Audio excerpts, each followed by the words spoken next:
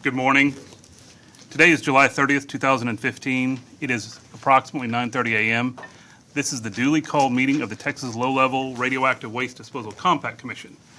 I am Brandon Hurley. I am the chair of the commission. It says it is. We will call the meeting to order, and we will do a roll call quickly of our commissioners present. We have Commissioner Bradford with us from Vermont. We have Chairman Wilson, Commissioner Morris, we have Clint, we have the judge, and we have Vice Chairman Salzman. We also have with us, as always, Lee Ing, our Executive Director, and Jim Krausen, our General Counsel. With that, I believe we have a quorum, so we can begin. Do we have any elected officials with us today? Any other members of the media? As some of you probably heard, Audrey, our executive assistant, had a death in the family, so she will not be with us, but we do see Eric Wimmer, who we appreciate being here today, and we see Deborah in the back as she texts someone. We appreciate her being here as well. Any members of the press? Okay. Well, with that, we have burned through the first three items on the agenda. We will go on to item number 4. There were no speaker cards submitted for public comment, but as we ease into the new procedures, I want to make sure that if anyone has any public comment that they'd like to make at this time, we will suspend those rules and let anyone who wants to come forward and make a public comment to do that. Is there anyone who would like to address the commission on any general topic? Okay. Well, we will move on to item 5 then. Item 5 is a consideration and possible action on the adoption of some of our new rules, which is section 675.20 through .23 of the Texas Administrative Code. Before we turn it over to Commissioner Morris, we want to thank everyone who's been on the committee, especially Commissioner Morris, Jim Krause, and Lee Ing. They have done a real yeoman's job on this, and we are not done, but we have done a substantial amount of work already. And as those of you who've been through this process know, it's never simple and it's never easy. So it always has a lot of ins and outs associated with it, and they have really done a wonderful job. So with that, I will turn it over to Commissioner Morris. Thank you, Commissioner. Welcome, everybody. Thank you for being here today to talk about all the things we need to talk about today, the long meeting. The Rules Committee began its work approximately a year and a half ago. By the way, the Rules Committee consists of myself as chair, John Salzman, Brandon Hurley, and Richard Saudek, representing Vermont. Anyway, during this year and a half, we've offered lots of opportunities for input from interested parties, which we greatly appreciate. It's really helped us with the revision of these rules. As most of you know, the proposed rules were published in the Texas Register on May 8th, which triggered a 45-day comment period. We also offered on May 29th a stakeholder meeting in Austin, which allowed us to receive verbal comments from interested parties. We also received, before the closing date of the comment period, which was June 22nd, we received a number of written comments also. The Rules Committee met in Austin and by telephone to review all the comments that have been generated. And we addressed those comments, and what you have today back in the back of the room, I think there are about 20 copies of our response to those comments, as well as what we consider to be the completed rules that we're going to be presenting to the Commission today for consideration for adoption. We essentially added a new part 675.20 definitions and made amendments to .21, .22, and .23. We appreciate all the comments that were made. We did make changes based upon a number of the comments received. In other cases, we declined to make any changes. I know we're not going to make everyone happy, but we tried to do our best to address concerns that the Commission feels are important regarding these rules. So again, the commissioners, you see before you in your notebook the completed package that we'd like you to consider today. The work is not done, even though, as Chair Hurley points out that the rule process is never completely finished, but we do expect perhaps some tweaking of these proposed rules in the future based upon any other rulemaking that might be generated. So at this point, I'd like to turn it back over to Chairman Hurley and to see about if the commission has any questions. Also, for anyone who didn't notice on the back table, there is a copy of the rules in their current form that will be voted on today. Again, although no one filled out a speaker card to speak on this topic, I do want to make it available to anyone who would like to make final comments about the rules before we move on to a vote on their passage. So anyone who would like to speak at this point is more than welcome to come forward.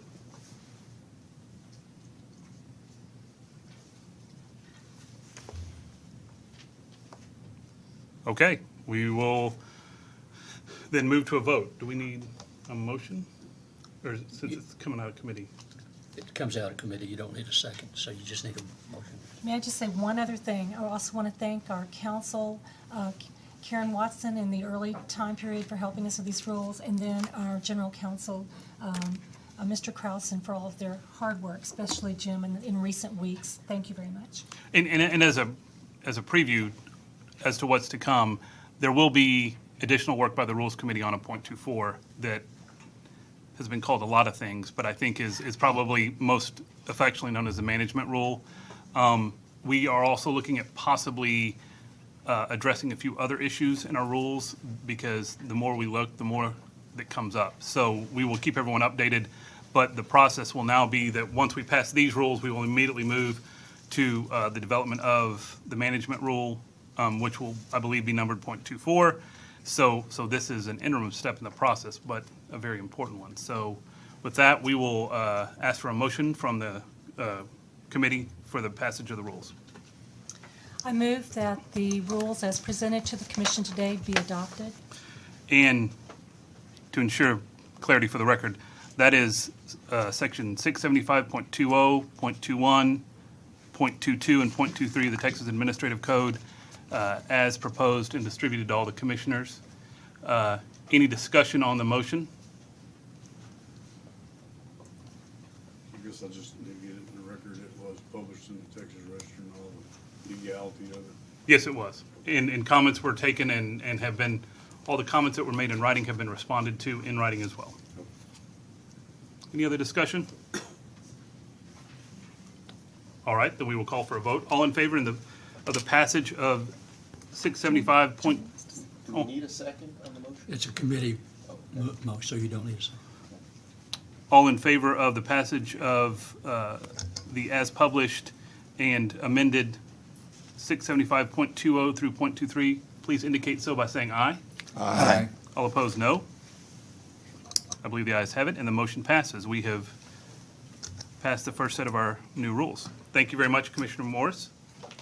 With that, we will move on to item 6 on the agenda, which is the consideration of the amendments. The first of these is item 6A, which is the amendment request from Arizona Public Service Palo Verde Nuclear Generating Station. Vice Chairman Salzman. You didn't expect it to go that fast, did you?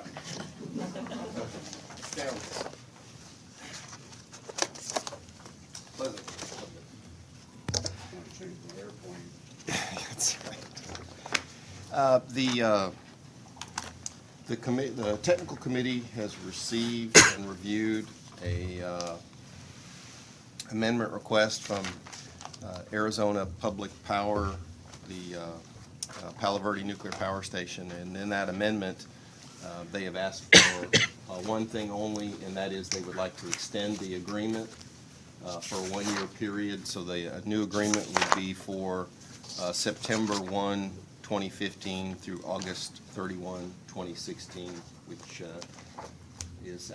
would be our fourth operating year.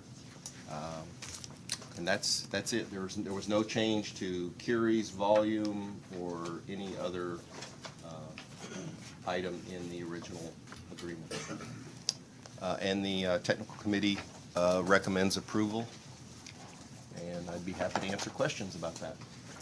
Any questions of Vice Chairman Salzman on item 6A?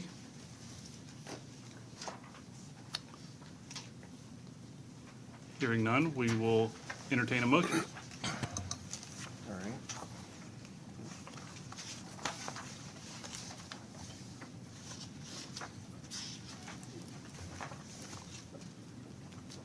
I make a motion that we approve the amendment request from Arizona Public Service Company, Palo Verde, to extend the agreement for a one-year period from September 1, 2015 through August 31, 2016. And I would add that in that extension, we'll notify APS, as I'll refer to them, that they have to provide the commission a letter or information with regard to exactly how much they've shipped to date, or how much they shipped and disposed of as of August 31, 2015, so that we can reduce the amount that they're approved for the fourth year. Does that, everyone understand that?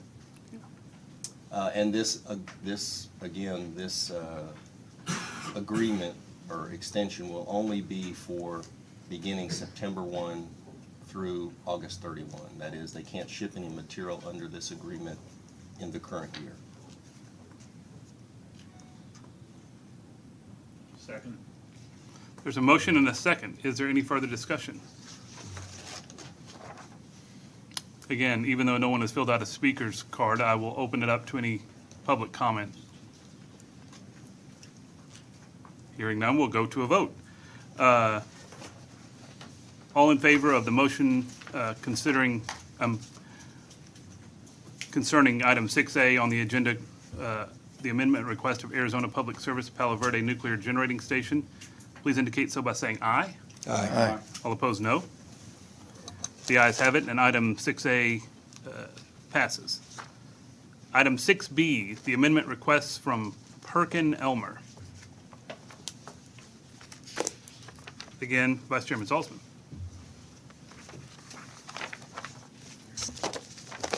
The technical committee has received and reviewed an amendment request from Perkin Elmer, and that was 1-0081-01.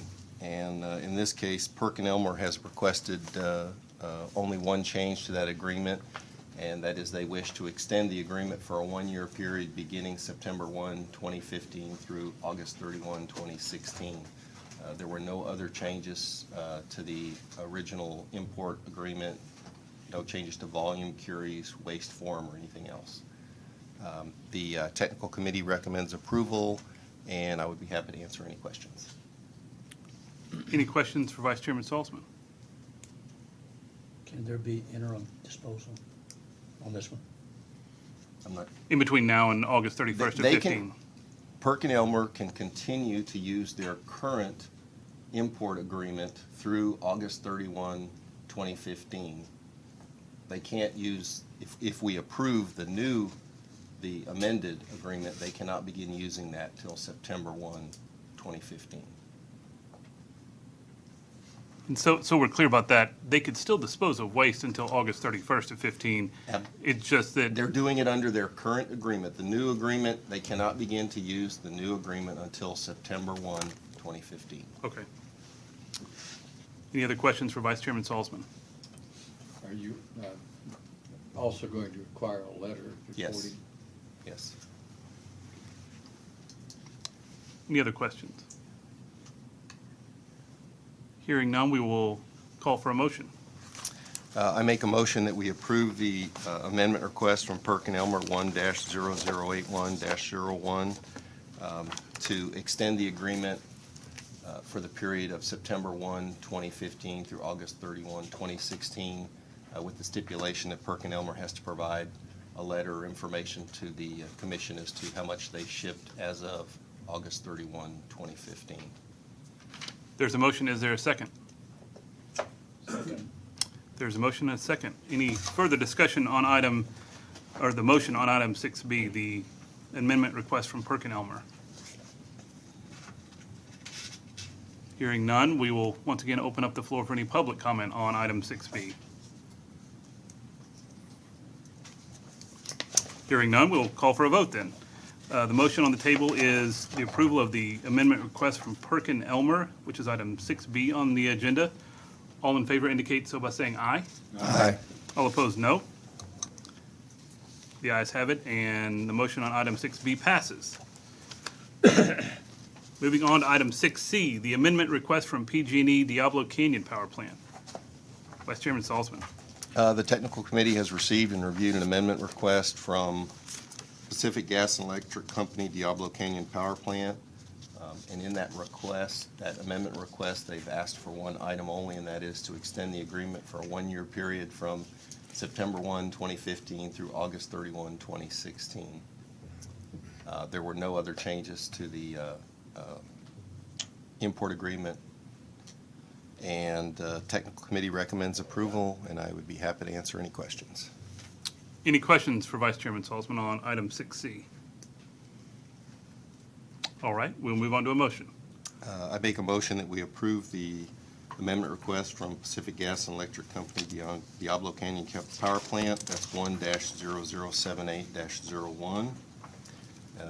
And that the agreement would be extended for a one-year period beginning September 1, 2015 through August 31, 2016, with the stipulation that PG&E has to provide the commission with information related to the amount of waste disposed of as of August 31, 2015. There's a motion. Is there a second? Second. Motion and a second. Any further discussion on the motion concerning PG&E Diablo Canyon's request for an amendment? Hearing none, we'll open the floor to any public comment on item 6C.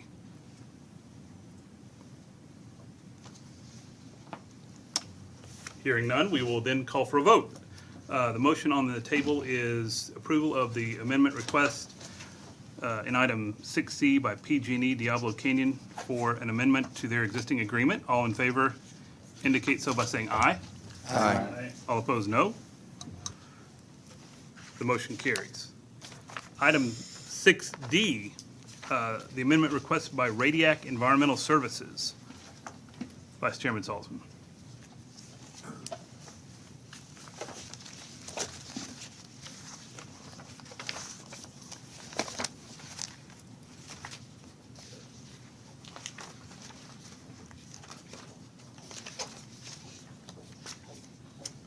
Pardon me a moment while I get to the right page.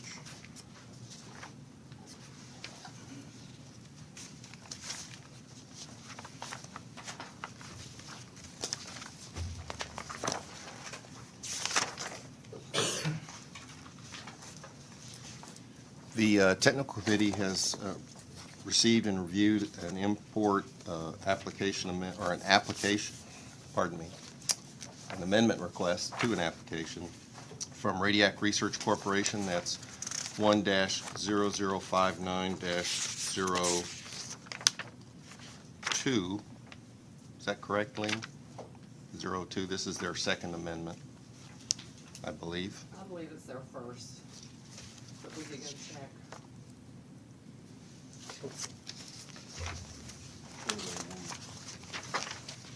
All the information says 1.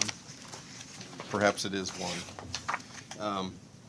And in this amendment request, Radiac Research Corporation has asked for one item only, and that is to extend the agreement for a one-year period from September 1, 2015 through August 31, 2016. There were no other changes requested.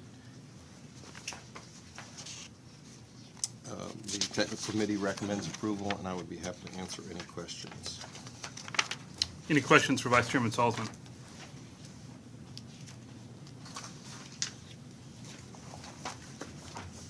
This applicant has not provided generator disposal authorization for the waste or export authorization where required. They will do that when That stipulation was in the original agreement and won't be changed.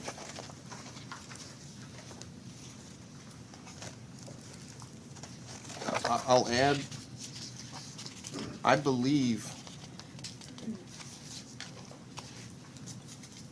Radiac Well, perhaps I'm wrong. I thought the Radiac had added some states in a previous amendment, but I don't have the detail to know for sure, so I could be wrong about that. I mean, if you'd like to make as part of your motion that we confirm that this is the first Yes. versus second amendment, we'd be happy. So I'll make that as part of my motion, that we confirm whether this is the first or the second amendment of this import agreement. And John, I do. Actually, I haven't made a motion Right, yet. have but I was going to ask But I one more will. question. All of these requests to extend the end date of the agreement, is it just logistics, or is there something more to it than that? They've all indicated a logistical problem of one form or another, where they couldn't make arrangements to get it shipped, or they had trouble perhaps at the shipping cask, or they've had issues perhaps at the plant, but they've all indicated one issue or one form or another that's prevented them from making all the shipments that they desired under the original import agreement. Any other questions for the Vice Chairman? Hearing none, we will call for a motion. I make a motion that we approve the amendment request from Radiac Research Corporation to change the duration of the agreement, or to add to the duration of agreement one additional year, which is from September 1, 2015 through August 31, 2016, with the stipulation that we confirm whether this is the first or the second amendment, and also that Radiac Research Corporation has to provide to the commission letter or information indicating the amount of materials that they've shipped or disposed of as of August 31, 2015. There's a motion. Is there a second? Second. Motion and a second. Any further discussion on item 6D, the amendment request by Radiac Environmental Services? Hearing none, we will open the floor to any public comment on item 6D. Seeing that no one's jumping to their feet, we will move to a vote on item 6D, the motion to approve Radiac Environmental Services requested amendment. All in favor indicate so by saying aye. Aye. All opposed, no. Item 6D passes. Now on to item 6E, the amendment request of Southern Nuclear Operating Company. Vice Chairman Salzman. The technical committee has received and reviewed an amendment request from Southern Nuclear Operating Company. That's 1-0046-02. This one I'm sure of. And in this request, they've asked for one item only, and that is to extend the agreement for a one-year period from September 1, 2015 through August 31, 2016. There were no other changes to the request. And the technical committee recommends approval, and I would be happy to answer any questions. Any questions for Vice Chairman Salzman on item 6E? Hearing none, we will move on to a motion. I make a motion that we approve the amendment request from Southern Nuclear Operating Company, that's 1-0046-02, to extend the agreement for a one-year period from September 1, 2015 through August 31, 2016, with the stipulation that they have to provide to the commission a letter or other information indicating the amount of material disposed as of August 31, 2015. There's a motion. Is there a second? Second. There's a motion and a second. Any further discussion on item 6E, the amendment request of Southern Nuclear Operating Company? Any public comment on item 6E? All right, then we will move to a vote on the motion, which is to approve the request of Southern Nuclear Operating Company for an amendment as listed in item 6E on the agenda. All in favor indicate so by saying aye. Aye. All opposed, no. The motion on 6E passes. And finally, 6F, the amendment request of Xcel Energy Prairie Island Nuclear Plant. Vice Chairman.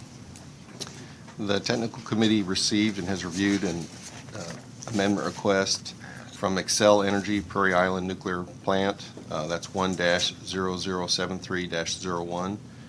And in that request, they've asked for one item only, and that is to extend the agreement for a one-year period from September 1, 2015 through August 31, 2016. There were no other changes requested. The technical committee recommends approval, and I would be happy to answer any questions. Any questions of Vice Chairman Salzman on item 6F? Hearing none, we will entertain a motion. I make a motion that we approve the amendment request from Xcel Energy Prairie Island Nuclear Plant 1-0073-01 to extend the agreement for a one-year period from September 1, 2015 through August 31, 2016, with the stipulation that they provide to the Commission a letter or other information indicating the amount of waste disposed of as of August 31, 2015. There is a motion. Is there a second? Second. There's a motion and a second on item 6F, the amendment request of Xcel Energy Prairie Island Nuclear Plant. Is there any further discussion? Any public comment on item 6F? Hearing none, we'll call for a vote on the motion to approve the amendment request of Xcel Energy Prairie Island Nuclear Plant, referred to in item 6F on the agenda. All in favor indicate by saying aye. Aye. All opposed, no.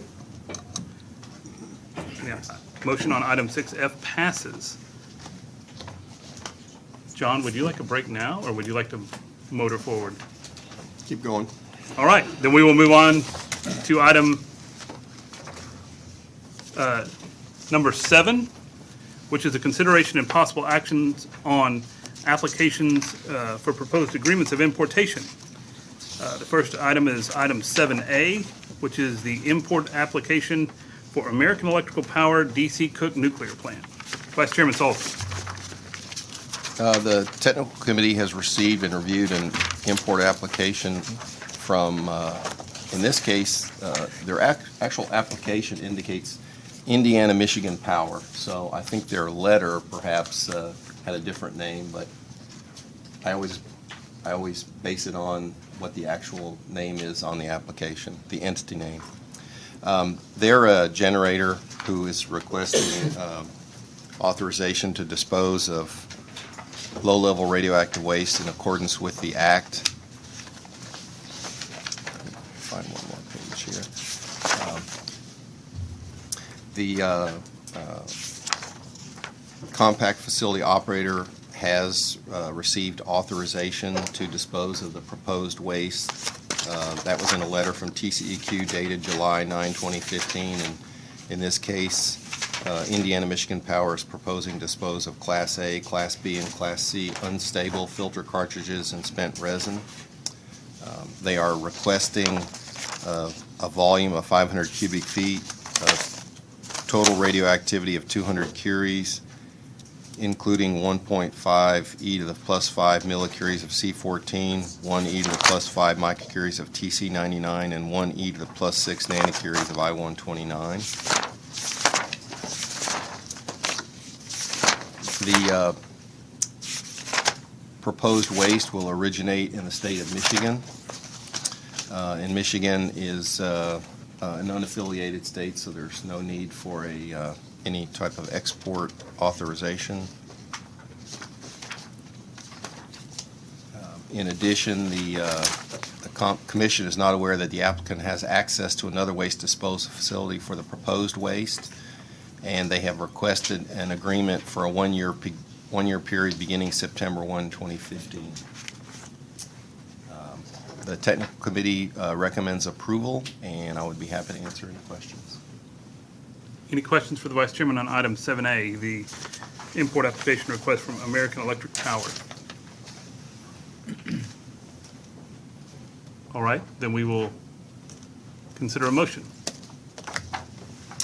I make a motion that we approve the import request from Indiana Michigan Power, and that's 1-0091-00. It was signed June 26, 2015, and received by the Commission July 1, 2015. The place of origination of the waste is Michigan. The waste description is filter cartridges and spent resin. The waste classification is Class A, Class B, and Class C. It's unstable. The volume is 500 cubic feet. The total activity is 200 curies. It's 1.5 e to the plus 5 millicuries of C14, 1 e to the plus 5 microcuries of TC99, and 1 e to the plus 6 nanocuries of I129. And the agreement would be for a one-year period from September 1, 2015 through August 31, 2016. There's a motion. Is there a second? Second. There's a motion and a second. Any further discussion about the motion on item 7A, the import application of American Electric Power? Would anyone in the public like to comment on item 7A? Hearing none, we will call for a vote on item 7A, the motion to approve the import application for a proposed agreement with American Electrical Power DC Cook Nuclear Plant. All in favor, please indicate by saying aye. Aye. All opposed, no. The motion on item 7A passes. We'll move on to 7B, the import application of Bionomics, Inc. Vice Chairman Salzman.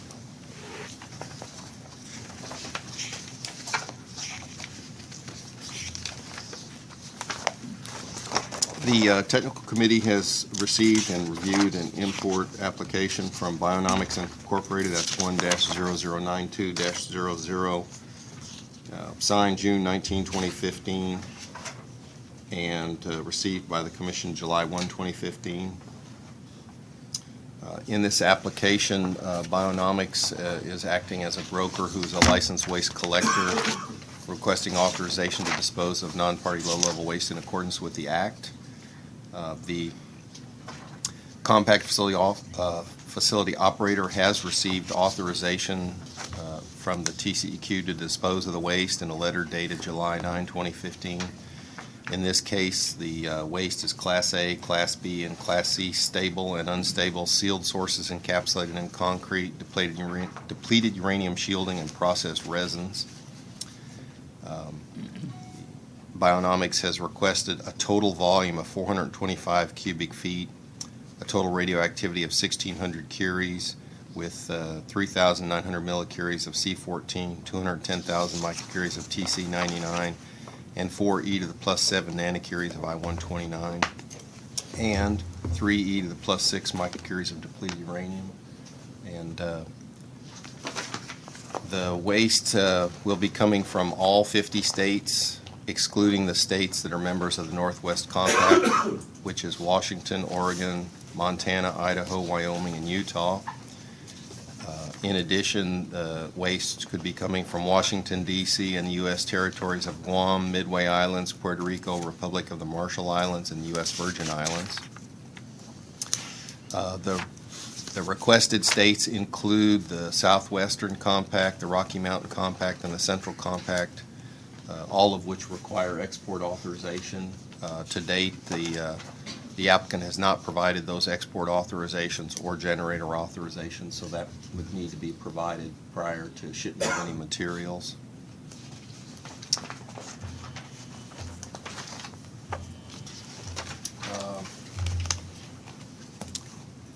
I would note that the Commission is not aware that the applicant has access to another waste disposal facility for any of the Class B or Class C waste. The applicant has requested an import agreement for 1 year. In addition, the applicant has requested that this is, at least some of the waste is from small quantity generator and some is not. In keeping with our previous actions for that type of situation, I believe we should treat the waste all as large quantity generators. So this waste would not be considered under a small quantity generator set aside. And the technical committee recommends approval, and I would be happy to answer any questions. Any questions of Vice Chairman Salzman? I have a question, but I'm just being picky today. I noticed that you said the waste comes from all states and U.S. territories except for the states of the Northwest Compact. I noticed at least one Northwest Compact state listed, Wyoming. And I also saw that Texas and Vermont were listed for the importation agreement. And I was just curious as to how that was happening. Maybe they just list every state in the United States and all the territories and don't differentiate.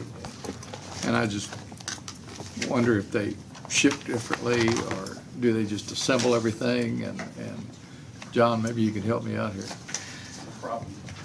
One thing I will mention is it Alaska and Hawaii are both also Northwest Compact states, although they're mentioned here. When we craft the agreement, those would be considered Northwest Compact states. Yeah, I was just wondering about the application because it says one thing. John? Okay, John McCormick from Bionomics. I'll address that. There may be some material that we get that might have Vermont or Texas generator in with the out-of-compact material, so that would be considered out-of-compact waste, so therefore we'll consider, I need Texas and Vermont on my import agreement. Because you combine it into a. It's been accidentally combined or, yeah, incidental to, so that's why we're putting Texas and Vermont on there, just in case. It doesn't mean it's happened, but it's a just in case, and we want to be covering ourselves for any scenario. John, if I could clarify, so you're putting that in there to account for the volume and the curies that potentially could come from Texas and Vermont, That not would be- that you're indicating that material is truly out of compact.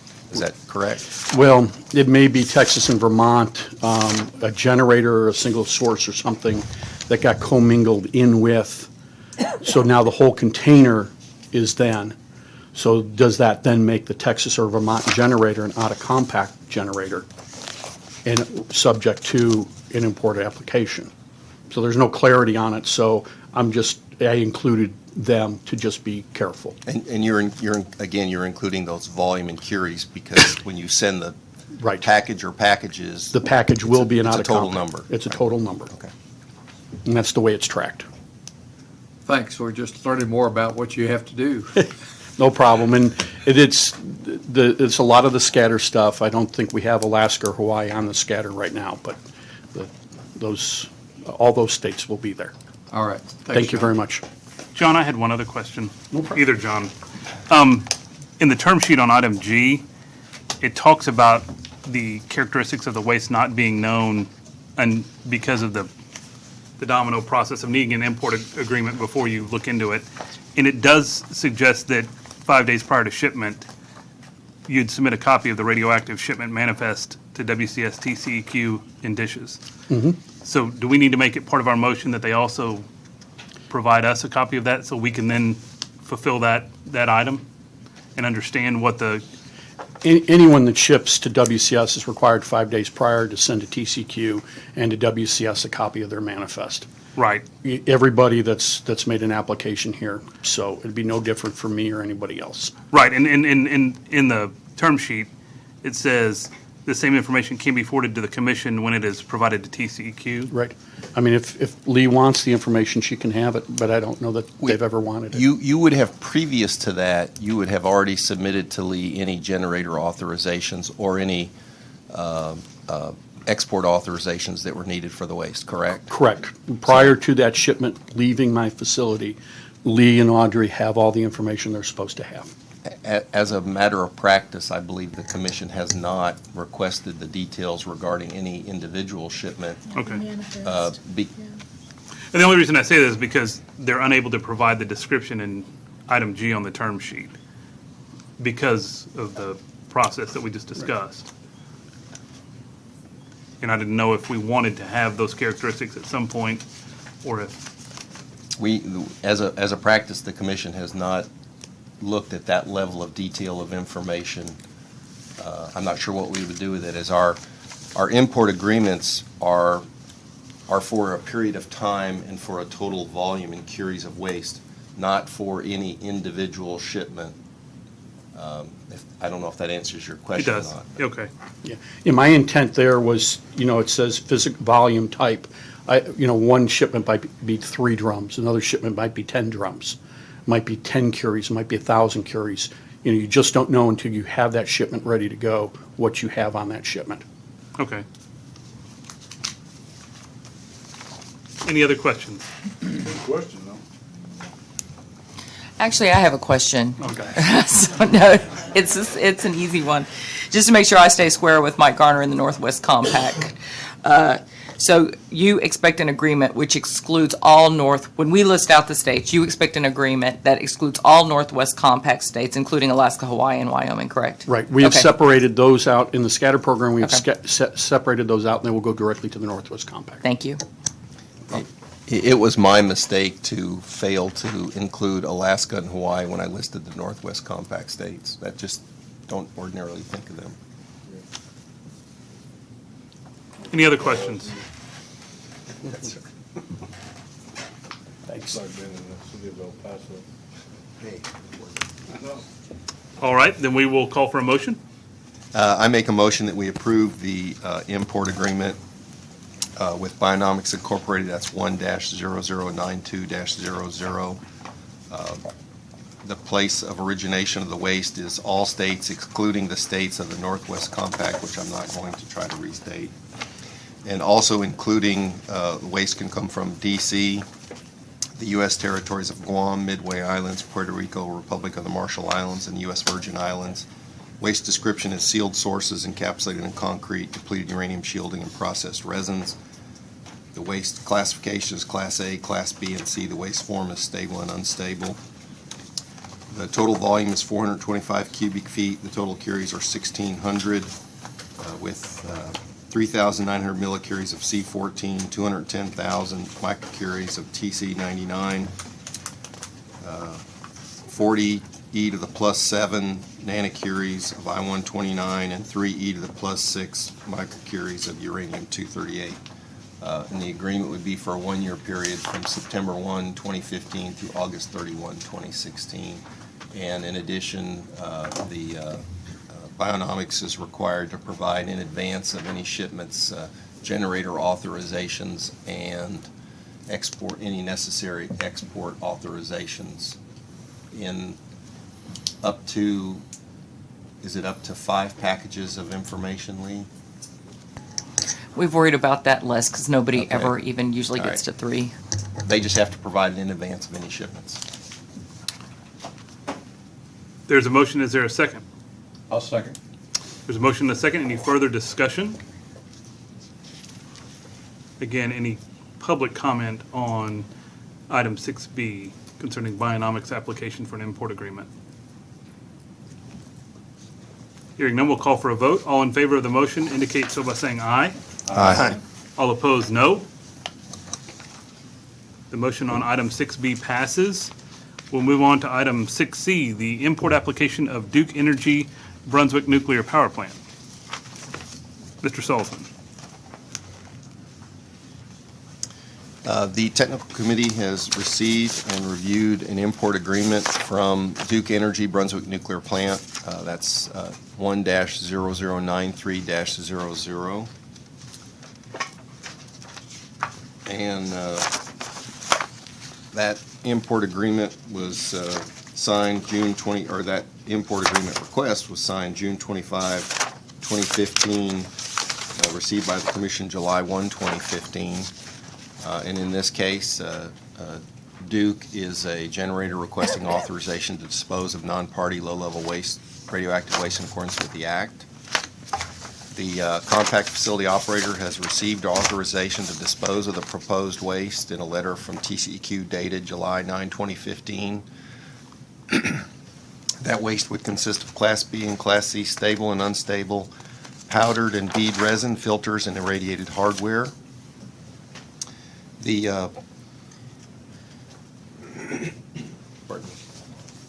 The proposed volume is 1,200 cubic feet. The total radioactivity is 100,000 curies, including 6,000 millicuries of C14, 8 e to the plus 7 microcuries of TC99, and 1.2 e to the plus 10 nanocuries of I-129. The waste will originate in the state of North Carolina, which is an unaffiliated state, so there's no need for export authorization. The Commission is not aware that the applicant has access to another waste disposal facility for the proposed waste, and the applicant has requested a one-year agreement beginning September 1, 2015. The technical committee recommends approval of this application, and I would be happy to answer any questions. Any questions for Vice Chairman Salzman on the import application of Duke Energy Brunswick Nuclear Power Plant.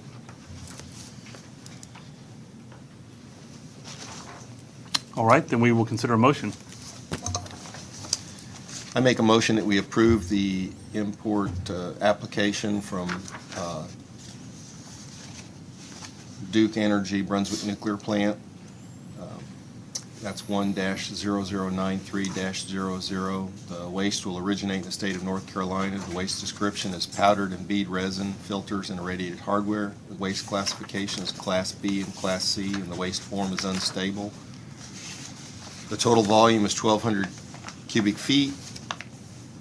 The total curies are 100,000 with 6,000 millicuries of C14, 8 e to the plus 7 microcuries of technetium-99, and 1.2 e to the plus 10 nanocuries of I-129.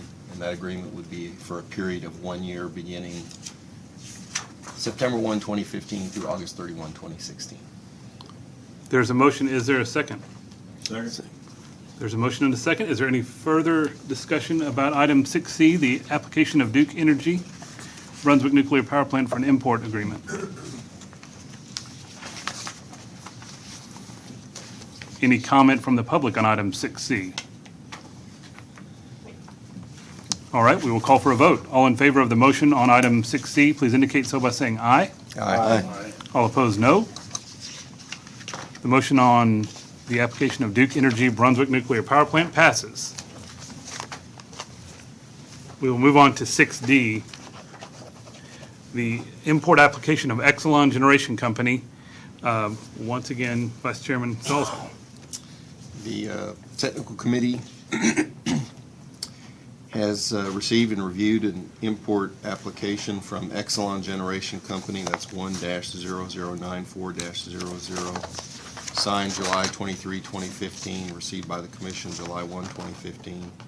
And in this case, Exelon is a generator requesting authorization to dispose of non-party low-level waste in accordance with the Act. The compact facility operator has received authorization to dispose of the proposed waste from Exelon. That was indicated, that was in a letter from TCEQ dated July 9, 2015. And in this case, the waste is Class A, Class B, and Class C.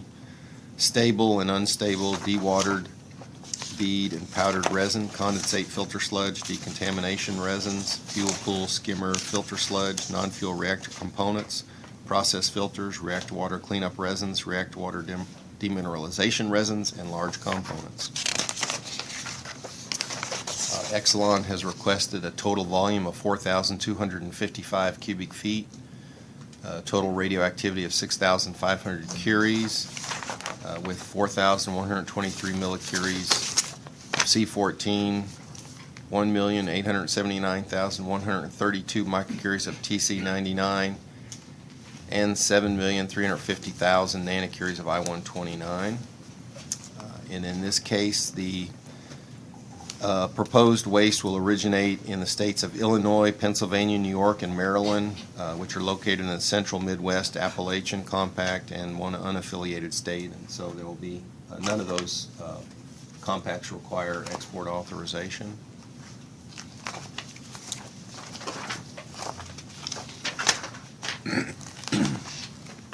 In addition, the Commission is not aware that the applicant has access to another waste disposal facility for the proposed waste, and the applicant has requested a one-year agreement beginning September 1, 2015. The Technical Committee recommends approval, and I would be happy to answer any questions. Any questions for Vice Chairman Salzman?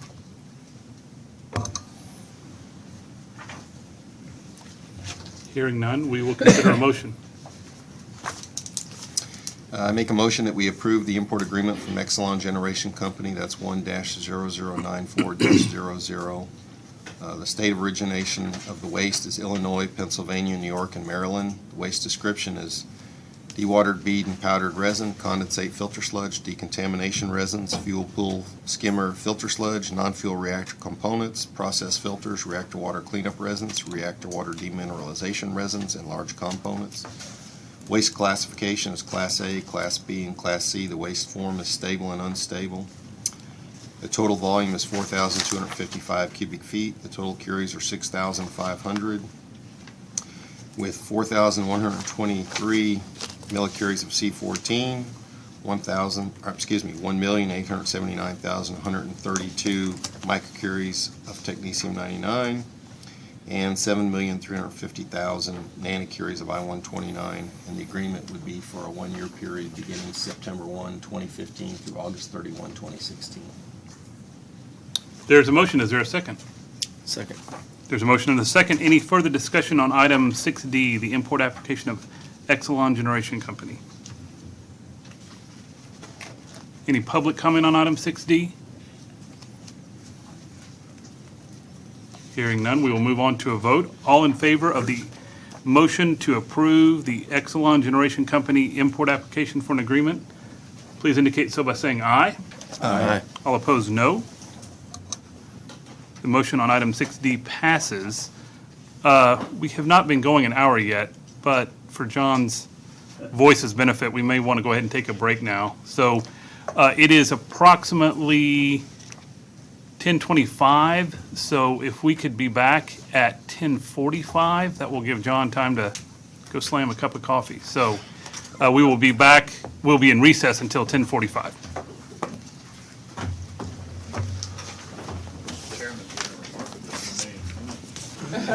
I heard him cough the one time and I felt bad, so.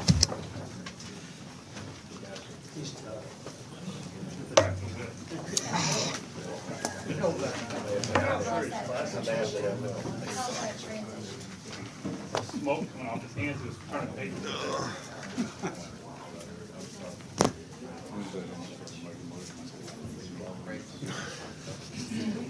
I wish we could.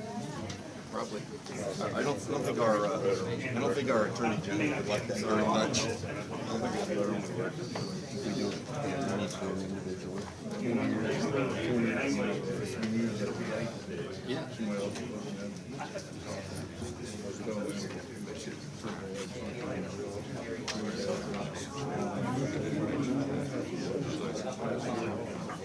That's really on the other day. Good meeting, Mr. Chairman. Just keep us going.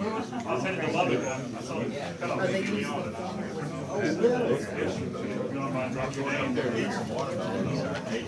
terms of these, Are you an honorary chairman?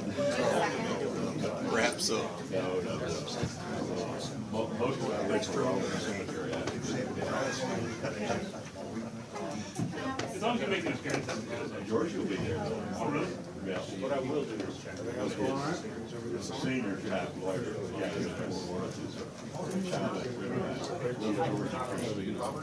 don't think we call him that.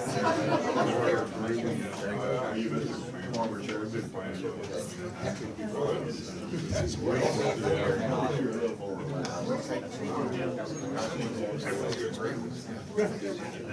Well, except it's really on the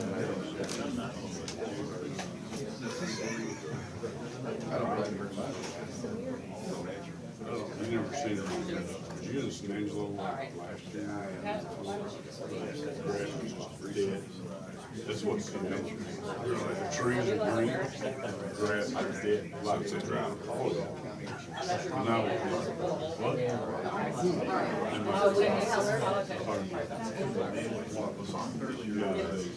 Oh, and watch you, talk about your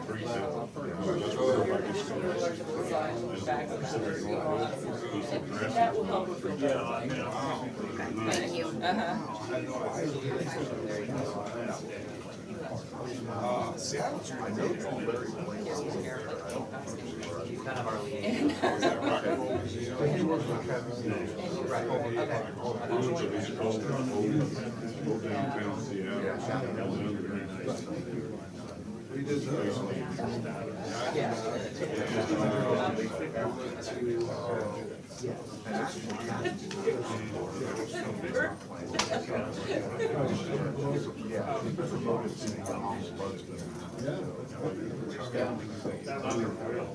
Let me show you where the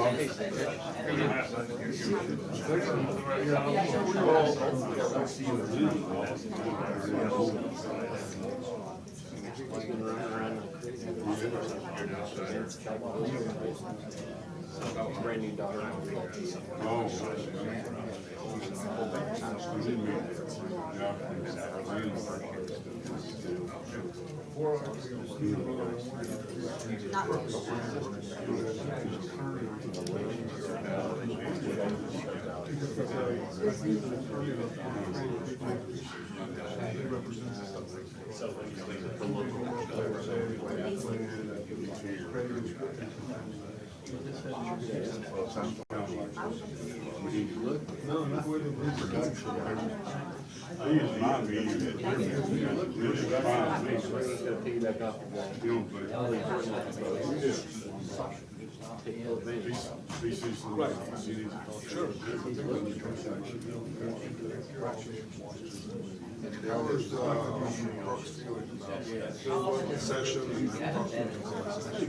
So there's no real schedule. He ain't go home, tool bag empty. I'd hate to be a freshman or not. Only of them did, because they voted the wrong way. You know what I'm saying? So, I mean, you get your hands slapped pretty good. Is he in trouble for something?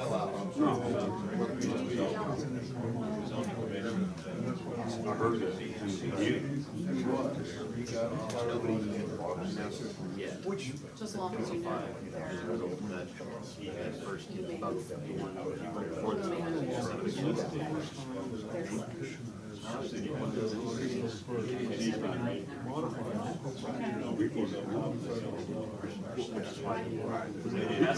He called me that morning.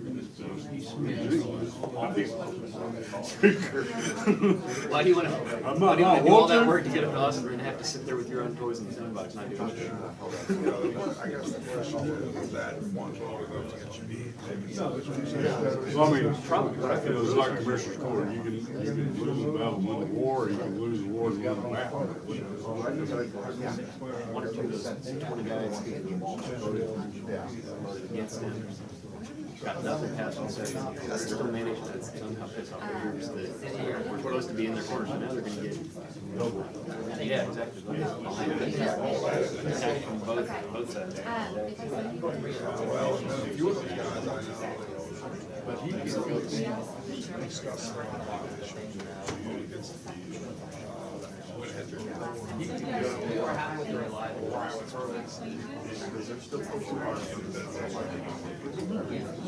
I'm trying to figure out.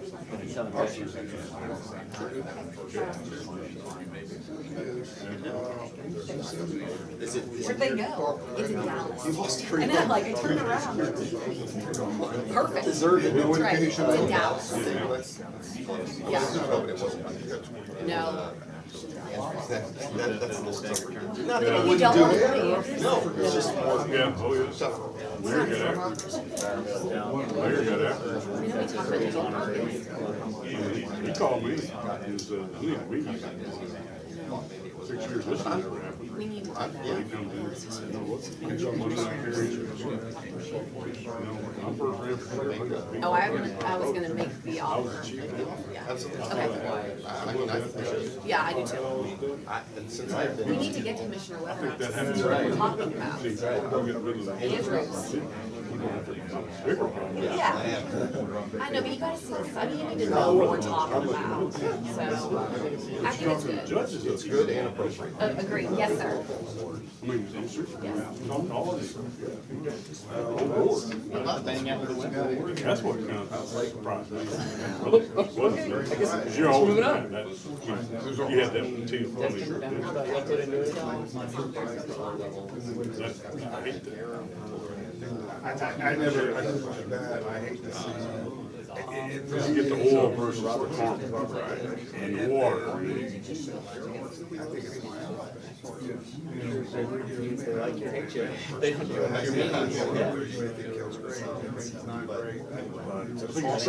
think it's just like anybody That's else. the fact. He's a Maybe union it's a guy. big enough fact to realize I don't know how you work with him.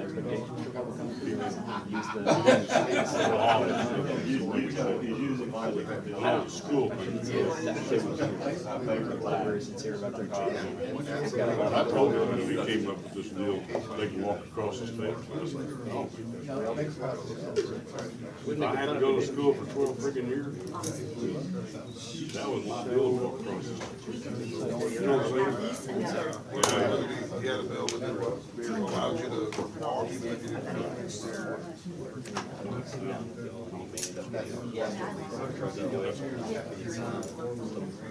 Two guys were holding it.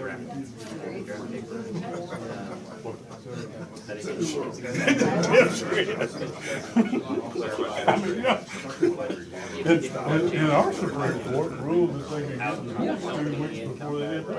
Our Supreme Court, They probably don't talk. Judge, how was Alaska? It was? So did you do one of those whale watching cruises? we watched them well, because my wife, But did you do a cruise? yes. Okay.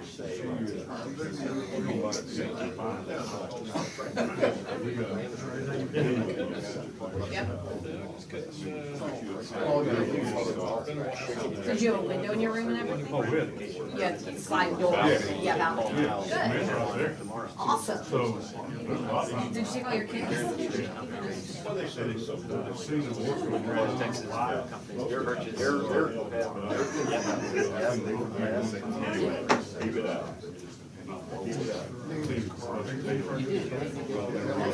none of them ever said. Right. No picture perfect. There's a lot. What cruise line did you take? Royal Caribbean? Good. All right, I've always wanted to do that. Your wife? I guess you better hold on to her. I didn't mean to stop you.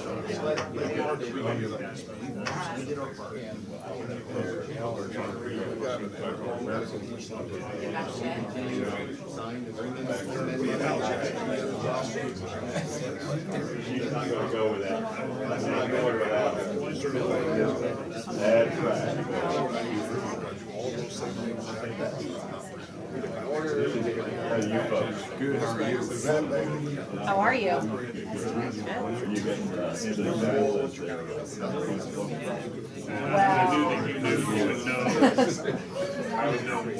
Technically, I'm not the spokesperson, but on the government side, yeah, I've been here a little over a year, and I finally feel like I'm getting this right. So, it took a while, but kept my feet right under me.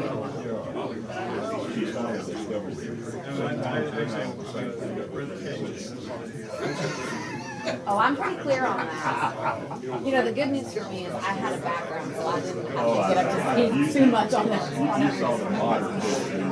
Yes. Sometimes it's good though not to have all of the baggage. It makes it a little bit easier. It's bad.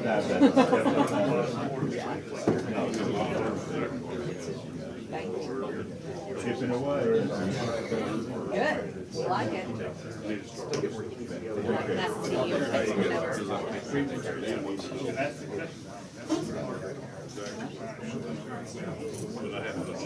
Right, we say that. They've got all they spent millions of dollars. Bonfire one night.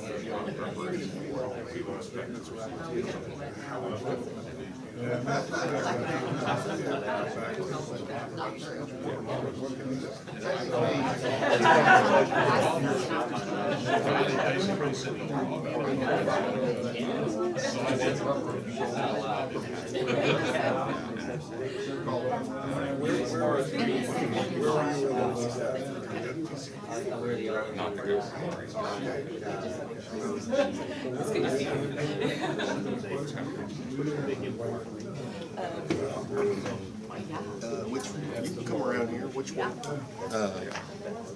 The next one, 99?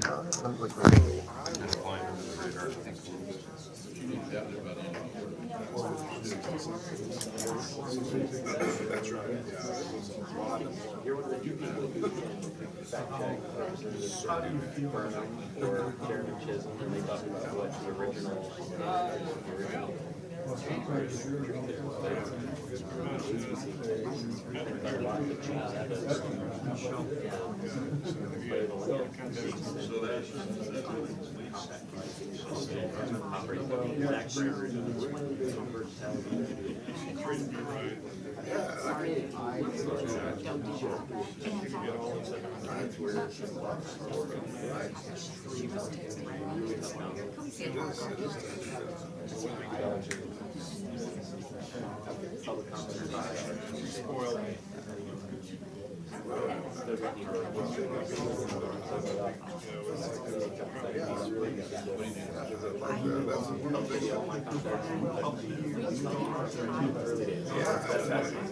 I've got a couple of reasons. Because initially it was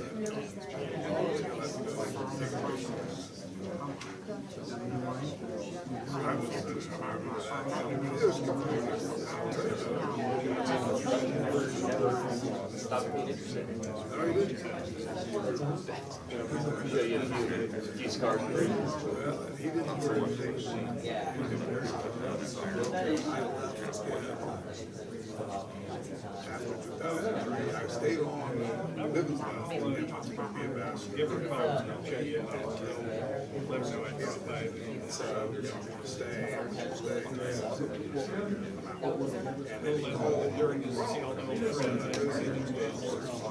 I don't know, I saw them. Okay, we're pulling down filing.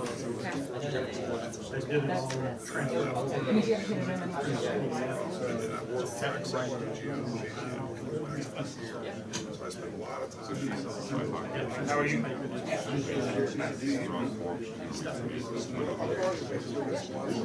Well, honestly, that'll be the new form come October because this will be effective, but. Well, not exactly because she needs to add more. Oh, I guess she does need to add that information, that's right. That's right.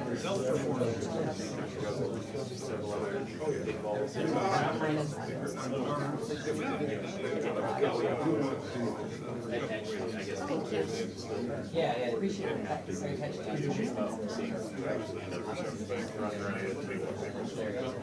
can tell you right now,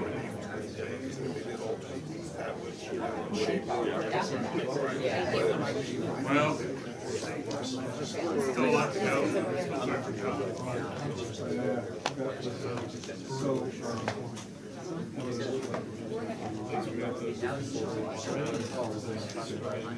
Okay. August was really good.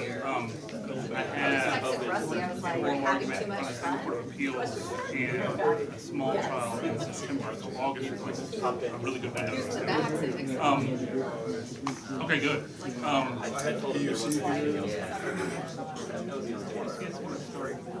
Jeff made a comment, okay, the other day. I'm not paying attention to what you're doing.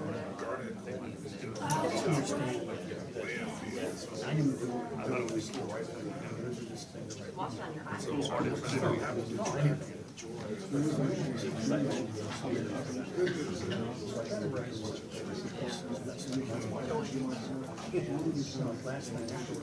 Yeah, Dick told us that everybody's in trouble at the office, it sounds like. Okay, I appreciate that. And maybe it wasn't you that did it. Yeah, maybe, I guess it's a stupid question.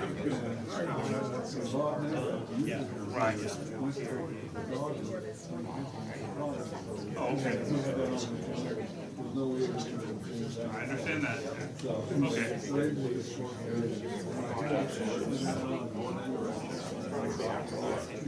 I understand. I mean, is John giving you dates already? Well, anytime really in August, you're going to take it out. That's good first, and I'll amend it. Okay, all right. Thank you.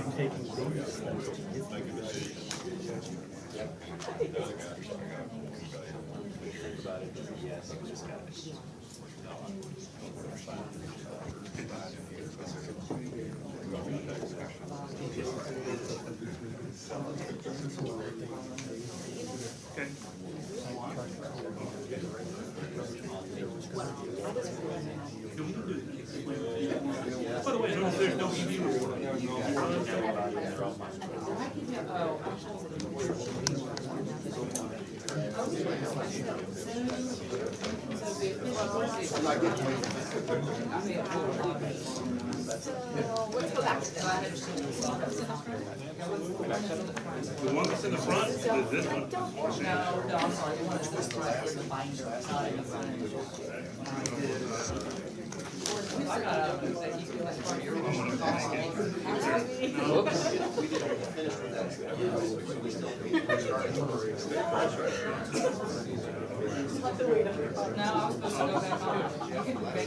I'll just throw it in here.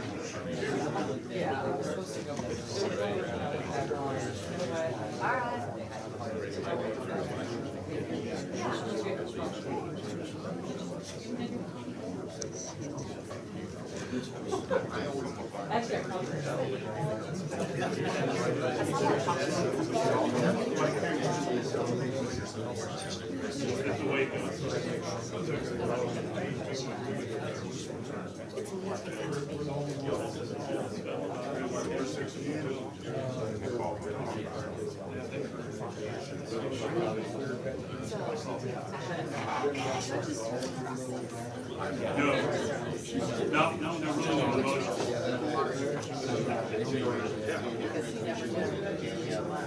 Next time you meet this, guys, tell them that. See what he or she says. Whether I like that pen or not, I know it's wrong.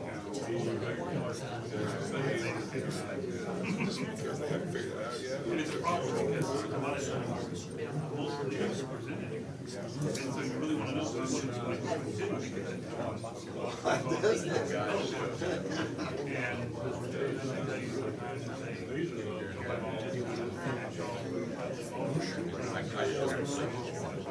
So far, so good. You've got a lot of work.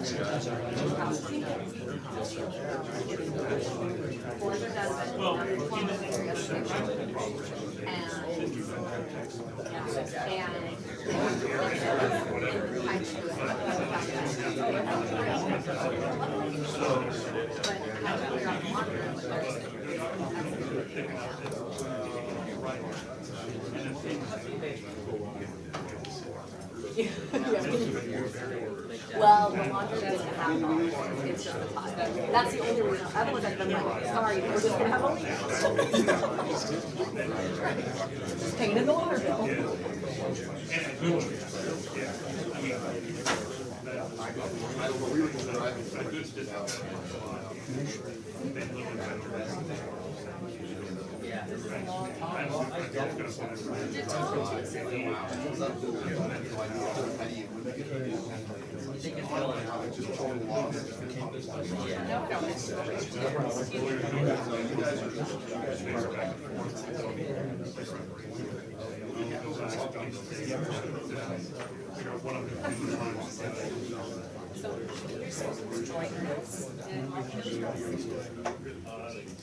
I'm really glad that she's coming.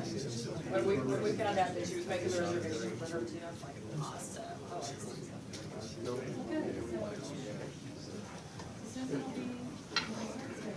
Good luck.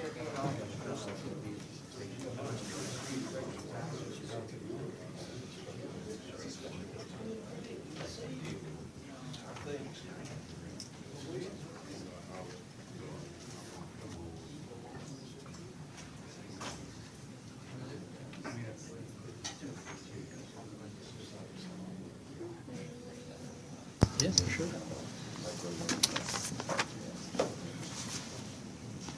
It is 10:45, so we will once again start back. When we left off, we were on item 7E, the import application of Perkin-Elmer. Once again, Vice Chairman Salzman. Refreshed. Yeah, that's right. Thank you for that break. The technical committee has received and reviewed an import application from Perkin-Elmer Incorporated. That's 1-0095-00. That was signed June 29, 2015, and received by the Commission July 1, 2015. In this case, PerkinElmer is a generator requesting authorization to dispose of non-party low-level radioactive waste in accordance with the Act. The compact facility operator has received authorization to dispose of the proposed waste, and that was in a letter from TCEQ dated July 9, 2015. In this case, PerkinElmer is requesting authorization for Class A, Class B, and Class C unstable, non-compactable trash, including laboratory trash, PPE, plastic, glass, metal, concrete, and solidified liquids. They're requesting a total volume of 345 cubic feet and a total radioactivity of 136.78 curies with 6,124.66 millicuries of C14. The waste would originate in the state of Massachusetts, which is an unaffiliated state.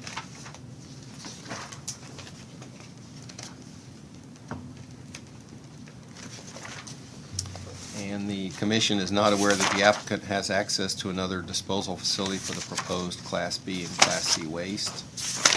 And the applicant has requested an import agreement from a period of September 1, 2015 through August 31, 2016. The technical committee recommends approval, and I would be happy to answer any questions. Any questions for Vice Chairman Salzman on item 6E, the PerkinElmer application for import? Hearing none, we will move on to a motion. Make a motion that we approve the import agreement from PerkinElmer Incorporated 1-0095-00. Place of origination of the waste is Massachusetts. The waste description is non-compactable trash, including laboratory trash, PPE, plastic, glass, metal, concrete, and solidified liquids. The waste classification is Class A, Class B, and Class C. The waste form is unstable. Total volume is 345 cubic feet. The total curies are 136.78, and with 6,124.66 millicuries of C14, and the agreement would be a period of 1 year from September 1, 2015 through August 31, 2016. There's a motion. Is there a second? There's a motion and a second. Is there any further discussion? Any public comment on item 7E, the import application of PerkinElmer? Hearing none, we will call for a vote on the motion on the import application of PerkinElmer, Inc., which is represented in item 7E on our agenda. All in favor indicate by saying aye. Aye. All opposed, no. The ayes have it, and the motion carries on item 7E. On item 7F, it is my understanding that both the applicant and the commission have agreed to pull the import application of Phylotechnics for today that will be presented at a later date due to some logistical problems. So we can skip item 7F, which takes us to item 7G, which is the import application of Thomas Gray and Associates. Last meeting, when I was not here, there was an issue raised about potential problems with Thomas Gray and Associates, which will be addressed in our later reports. So although they have an application before us, the previous issues have been resolved, we think, and will continue to be investigated. But I wanted to note that for everyone so they knew that this was not related to that. So with that, we'll turn it over to Vice Chairman Salzman.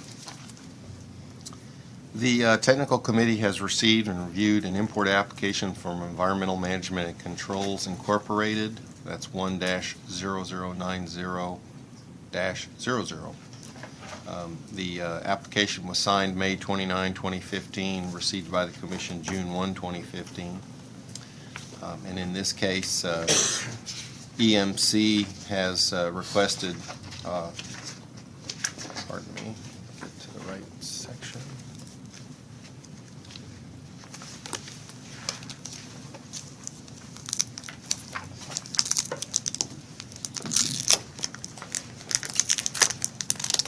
They've requested authorization to dispose of material as a broker. And the, pardon me 1 minute.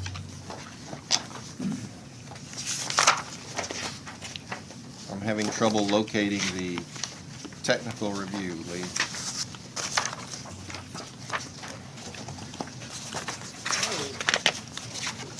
We didn't get a copy of that. Like, Eric, this is the one that we didn't have a copy of.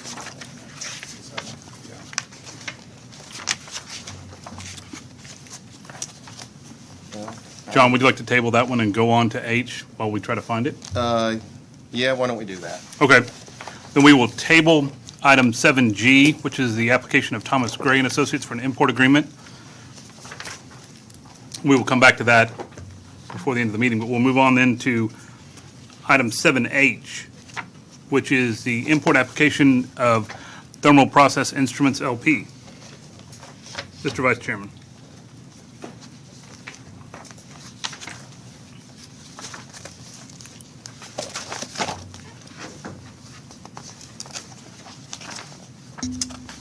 The technical committee has received and reviewed an import application from Thermal Process Instrument LP.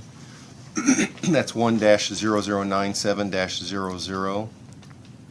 That application was signed June 19, 2015, and received by the Commission July 1, 2015.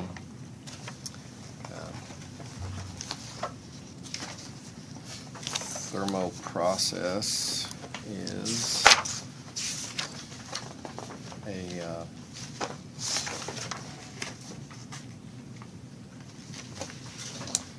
a generator requesting authorization to dispose of non-party low-level radioactive waste in accordance with the Act. In this case, the compact facility operator has received authorization to dispose of the proposed waste. That was in a letter from TCEQ dated July 9, 2015. And in this case, the proposed waste is Class A, Class B, and Class C stable sealed sources encapsulated in concrete. The applicant has requested a total volume of 500 cubic feet and a total radioactivity of 500 curies, with 100 millicuries of C14, 100,000 microcuries of technetium-99, and 1 e to the plus 6 nanocuries of I-129, 1 e to the plus 5 microcuries of depleted uranium. The applicant has indicated that the waste will be from all states excluding the states that are members of the Northwest Compact, and it would include Washington, D.C., the U.S. territories of Guam, Midway Islands, Puerto Rico, Republic of the Marshall Islands, and U.S. Virgin Islands. In this case, those states would include the Southwestern Compact, Rocky Mountain Compact, and Central Compact, which require export authorization. To date, the applicant has not provided the export authorizations or generator authorizations for the waste.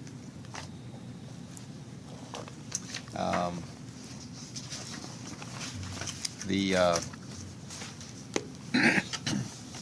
Commission is not aware that the applicant has access to another waste disposal facility for the proposed Class B and Class C waste. The applicant has requested an import agreement for a period of 1 year. And in this case, the applicant has indicated the waste will be a mix of small and large quantity generators, and based on our previous treatment of that situation, we would not include this under a small quantity generator set aside. So all the waste would be considered large quantity. The technical committee recommends approval, and I'd be happy to answer any questions. Any questions for John about item 7H, the application of Thermal Process Instruments for an import agreement?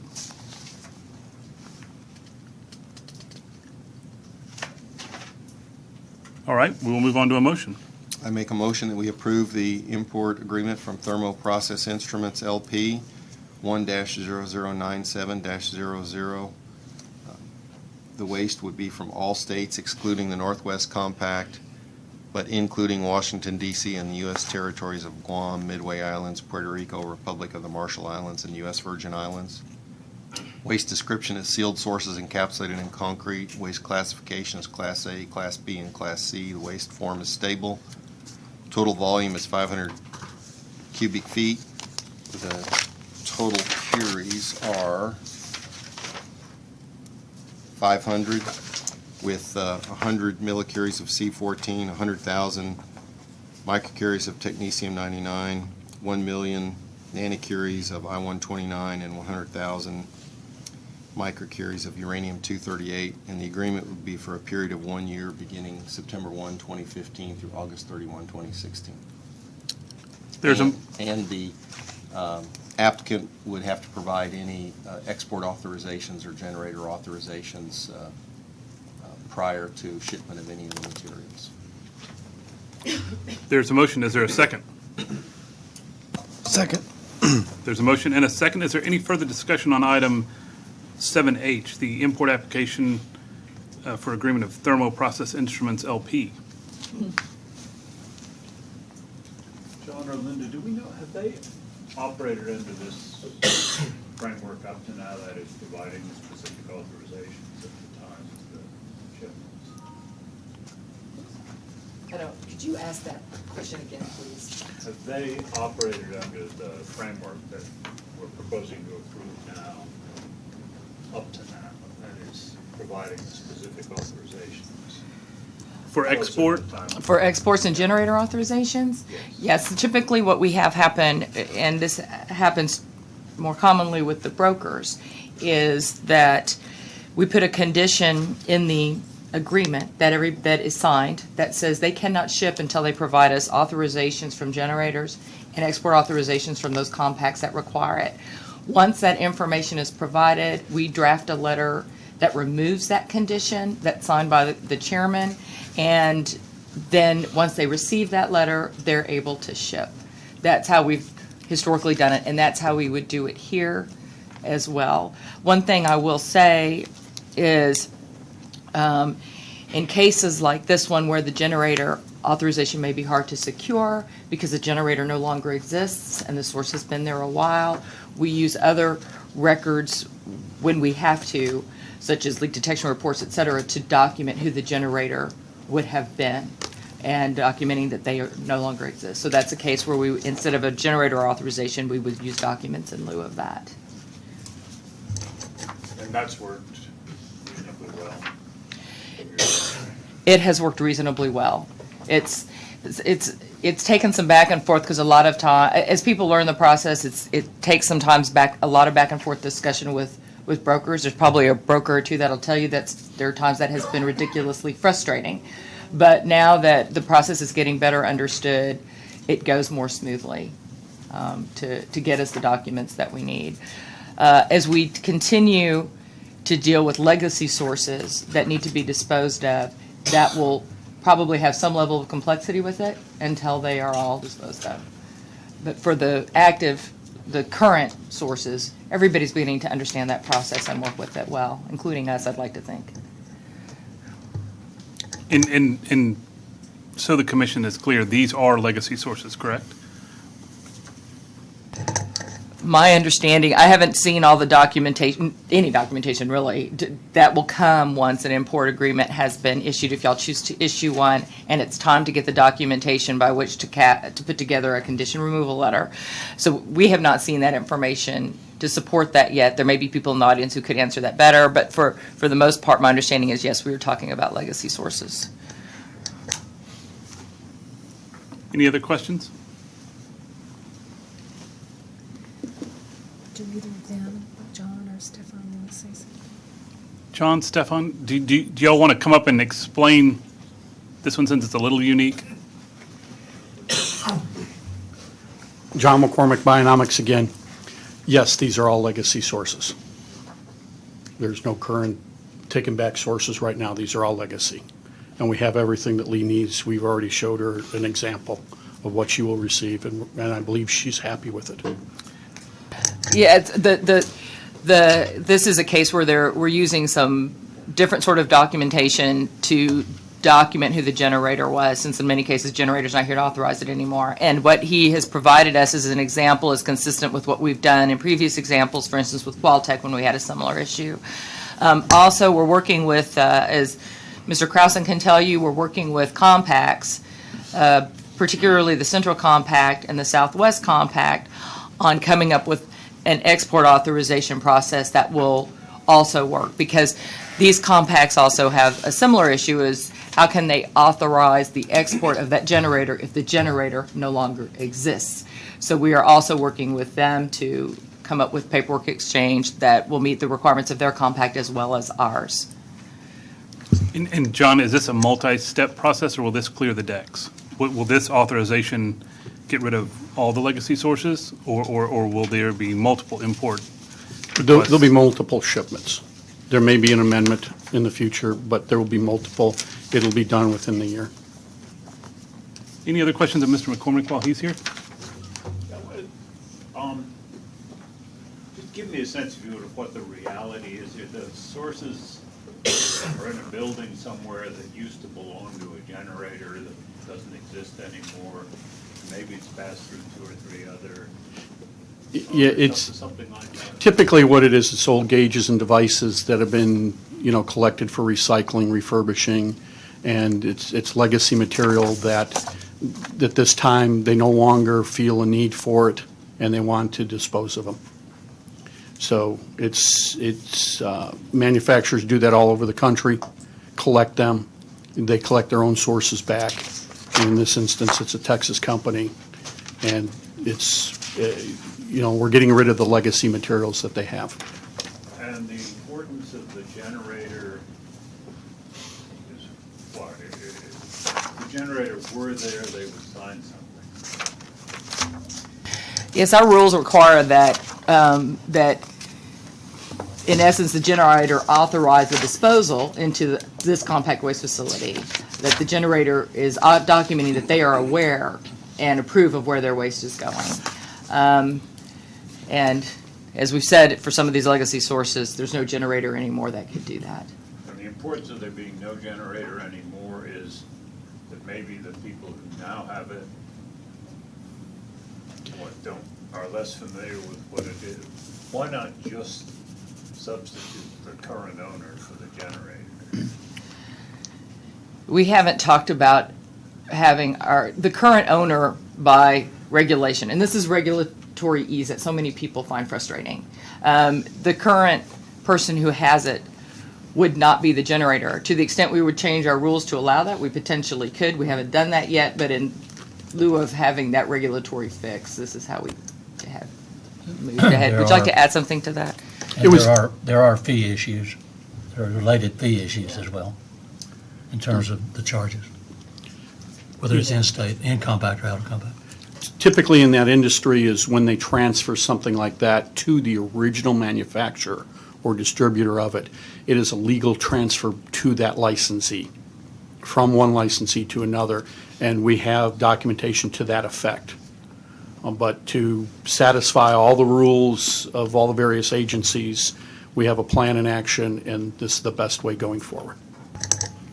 And to Mr. Krausen's point, and to more fully respond to your question, as we move forward with developing a conditional removal letter for this particular import agreement, the idea, and we've been working with the Texas Commission on Environmental Quality with this as well, the issue of how we characterize a generator and where that generator is from does have important fee implications that the state of Texas, as you can imagine, has an opinion on.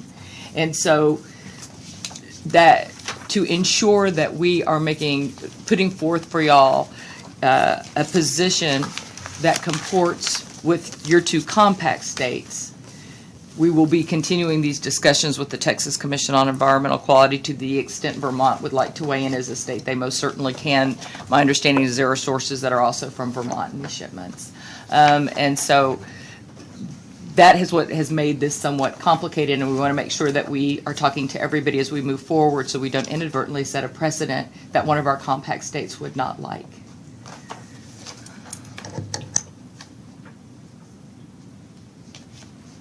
Any other questions for Mr. McCormick?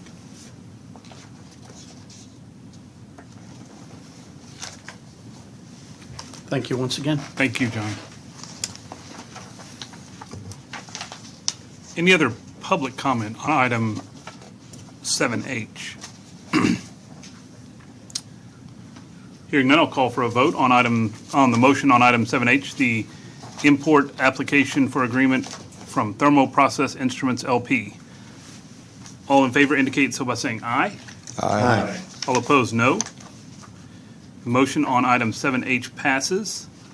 We will now move on to item 7I, the import application for the Tennessee Valley Authority. Vice Chairman Salzman.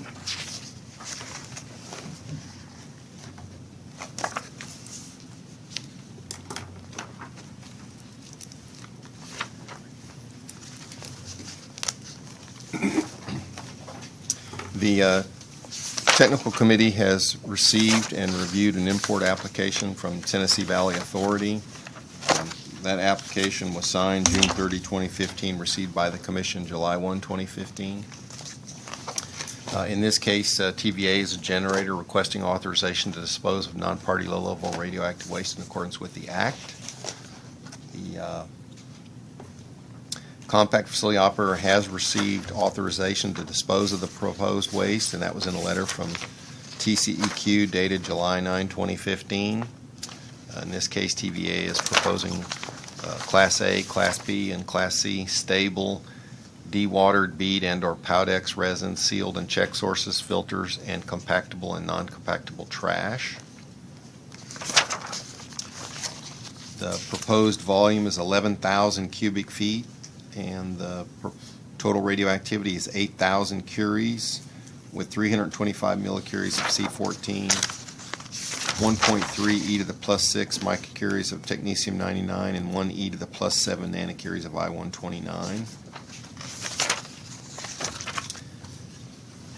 The proposed material will originate in the states of Alabama and Tennessee, which are part of the Southeast Compact, which does not require export authorization.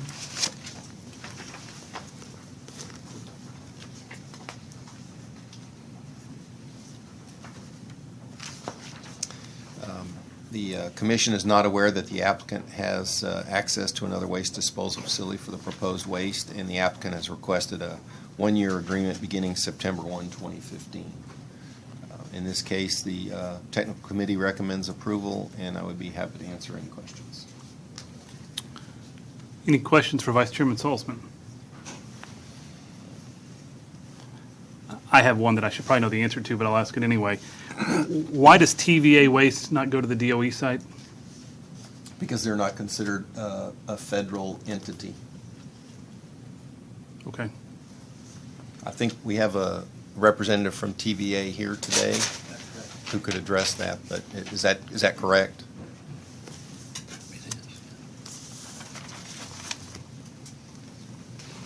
Good morning.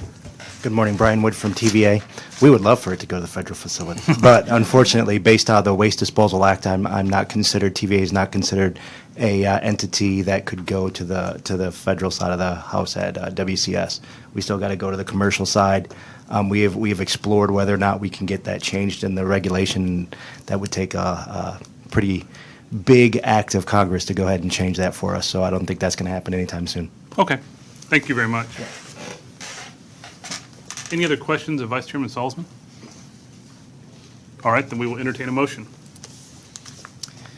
I make a motion that we approve the import agreement request from Tennessee Valley Authority. That's 1-0098-00. The place of origination of the waste is Alabama and Tennessee. The waste description is dewatered bead and/or Powdex resin, sealed and check sources, filters, and compactable and non-compactable trash. Waste classification is Class A, Class B, and Class C. The waste form is stable. The total volume is 11,000 cubic feet. The total curies are 8,000 with 325 millicuries of C14, 1,300,000 microcuries of technetium-99, and 10 million nanocuries of I-129. And the agreement would be for a one-year period beginning September 1, 2015 through August 31, 2016. There's a motion. Is there a second? Second. There's a motion and a second. Is there any further discussion about item 7I, the application of Tennessee Valley Authority for an import agreement?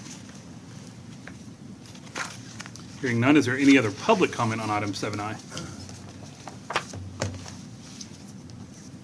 All right, then we will call for a vote on the motion to approve the import application for agreement of the Tennessee Valley Authority represented in item 7I in the agenda. All in favor indicate so by saying aye. Aye. All opposed, no. The motion on item 7I passes. We will now move on to item 8 on the agenda. This is the consideration and possible action on each of the following petitions, beginning for the export of low-level radioactive waste, beginning with item 8A, Luminant Generation Company. Vice Chairman Sullivan, do you want to present these, or should we just? I'll be happy to present them. The first petition for export, the technical committee has looked at that. The petition was from Luminant Generation Company, LLC, and their petition is to export Class A radioactive waste for treatment and permanent disposal. In this case, those materials would eventually be disposed of at the Energy Solutions facility near Clive, Utah. The export agreement request is for a one-year period, September 1, 2015 through August 31, 2016. Luminant has specifically requested a, trying to find the volume here.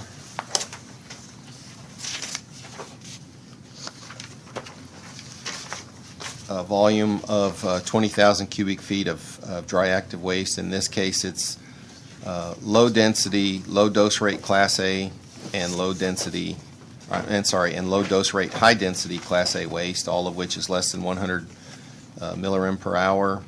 They've requested 20,000 cubic feet plus 10% contingency of 2,000 for a total request of 22,000 cubic feet.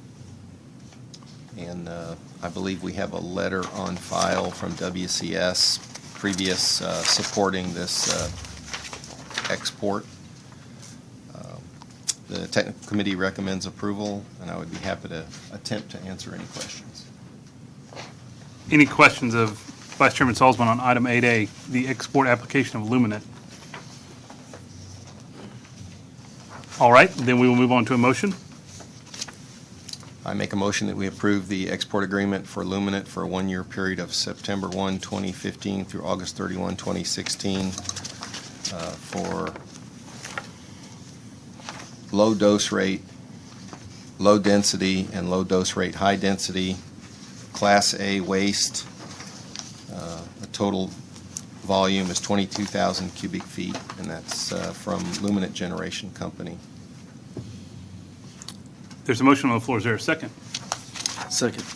There's a motion and a second. Any further discussion on the export application of Luminant Generation Company represented in item 8A on the agenda? Any public comment on item 8A?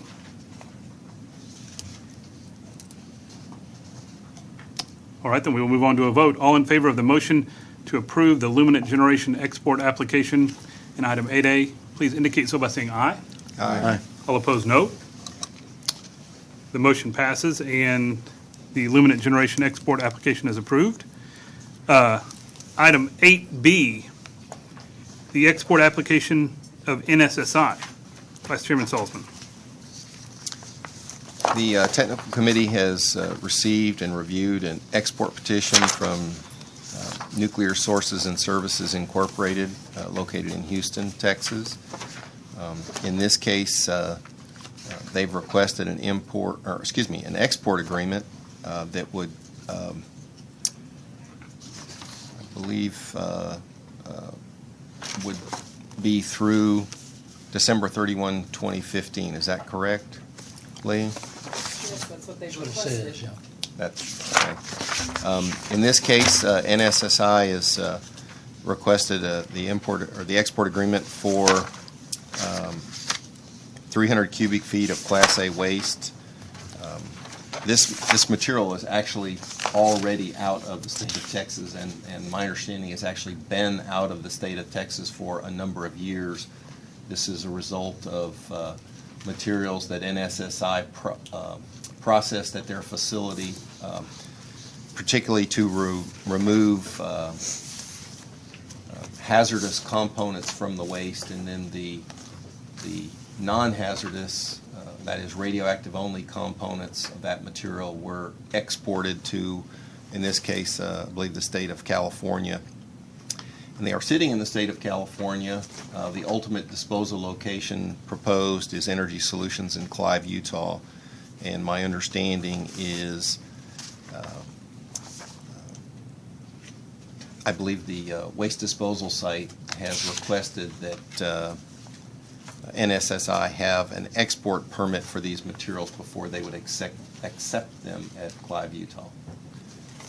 And again, they've requested, it's all Class A waste, and they've requested the export permit to be through December 31, 2015.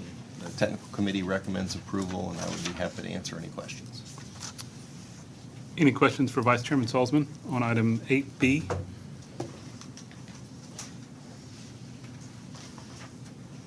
All right, then we will entertain a motion. I make a motion that we approve the export agreement for Nuclear Sources and Services Incorporated for a period through December 31, 2015, for export of Class A waste, 300 cubic feet. Ultimate disposal location is Energy Solutions in Clive, Utah. There's a motion. Is there a second? Second. Any further discussion? John, just so I'm clear, we don't care about this culminating with our operational year because it's not waste coming into the facility, correct? That's correct. Okay. Any other discussion about item 8B in the motion on the table? Any public comment on item 8B? Hearing none, we'll call for a vote on the motion to approve the export application of NSSI in item 8B on the agenda. All in favor indicate by saying aye. Aye. All opposed, no. And the motion passes on the export application for NSSI. We are on to item 8C, which is the export application for STP Nuclear Operating Company. Vice Chairman Salzman. The technical committee has received and reviewed an export application from South Texas Project Nuclear Operating Company. In this case, they've requested an export period of 1 year, September 1, 2015 through August 31, 2016. They are proposing to export Class A low-density DAW, low-dose rate, low-density DAW, and low-dose rate, high-density DAW. It's all Class A material, and they are requesting a total volume of 23,155 cubic feet. The technical committee, and I would add that there's a letter on file from WCS supporting this export, and the technical committee recommends approval. I would be happy to answer any questions. Any questions for Vice Chairman Salzman on item 8C?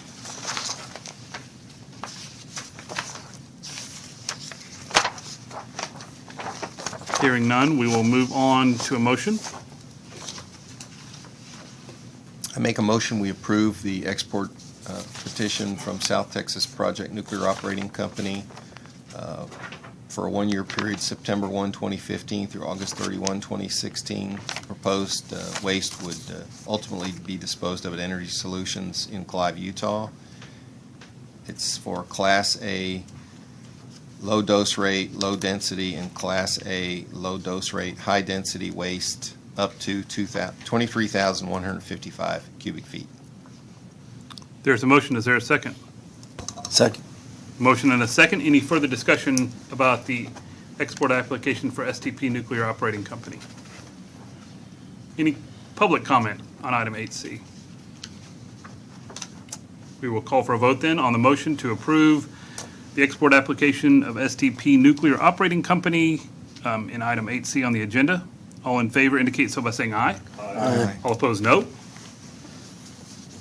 The motion passes to approve the export application of STP Nuclear Operating Company. And finally, item 8D, the export application of Vermont Yankee. Mr. Salzman. The technical committee has received and reviewed an export application from Entergy associated with the Vermont Yankee Nuclear Power Station. And in this case, they've requested an export agreement for a one-year period, September 1, 2015 through August 31, 2016. The ultimate disposal of the material would be, the ultimate location would be Energy Solutions facility near Clive, Utah. They have requested export of Class A low dose rate, low density, and Class A low dose rate, high density waste, all of which would be less than 100 millirem per hour. They've requested a total volume of 9,625 cubic feet, and there is a letter on file with WCS, from WCS supporting this export.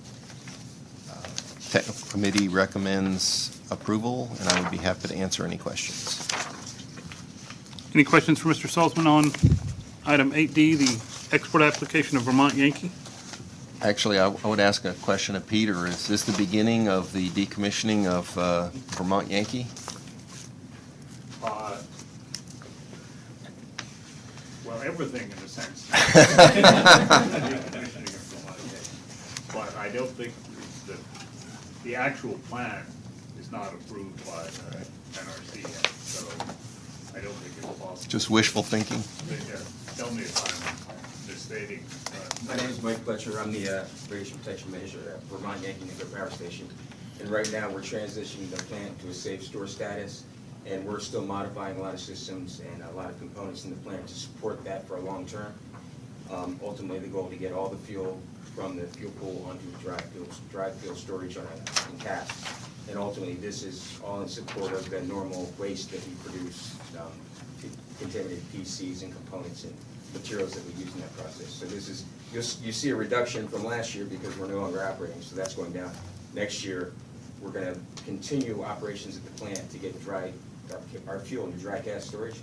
Ultimately, you'll see our export permits shrink as time goes by because the activities will be greatly reduced. But this is not the beginning of the decommissioning and removing all our materials. So we're removing tooling and so forth that we won't require any longer, and we need to get out of the plant to make room for the dry gas storage process.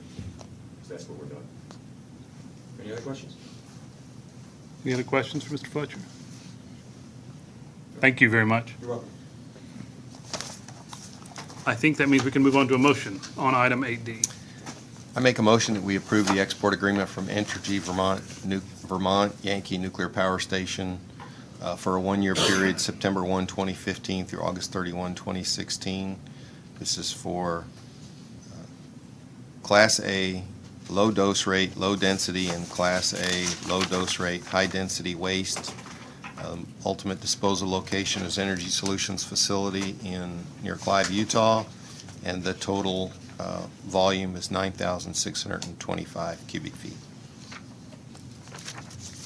There's a motion. Is there a second? Second. There's a motion and a second. Any further discussion? Any public comment on item 8D?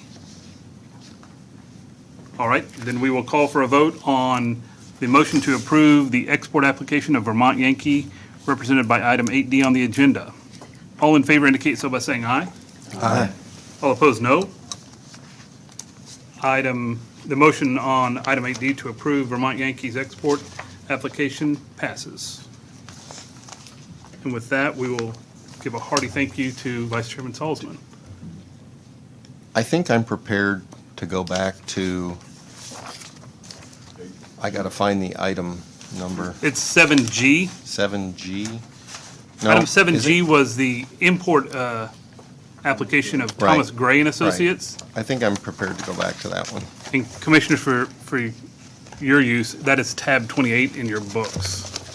So we can go back and revisit that one now.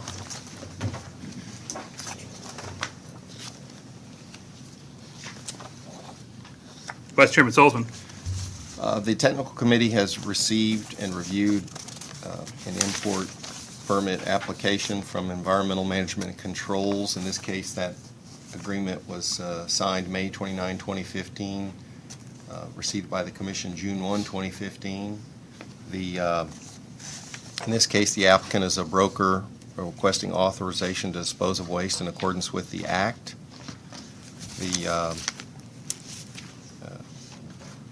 compact facility operator has received authorization to dispose of the materials. That was in a letter from TCEQ dated July 9, 2015. And in this case, the applicant is requesting to dispose of Class A, Class B, and Class C stable and unstable sealed sources stabilized in concrete, depleted uranium, and low-level radioactive waste. They are requesting a total volume of 1,175 cubic feet, 25 curies, 30 millicuries of C14, 1 microcurie of technetium-99, 500,000 nanocuries of I-129, and 15 million microcuries of uranium-238. It's a long list of states where the waste is originating, and I'll just leave it at it's a long list. And when I make a motion, I'll give you the actual list. The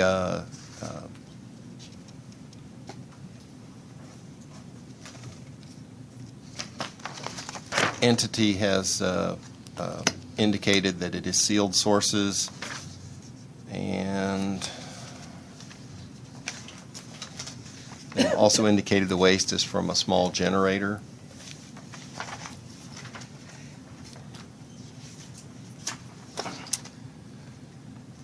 They've requested an import agreement for a 1-year period from September 1, 2015 through August 31, 2016. The Commission is not aware that the applicant has access to another waste disposal facility for the Class A and Class B Class B and Class C waste. The material is both stable and unstable, and the Commission agrees that the material is from small quantity generators, so it would be counted against the small quantity generator set aside. And the Technical Committee recommends approval, and I would be happy to answer any questions.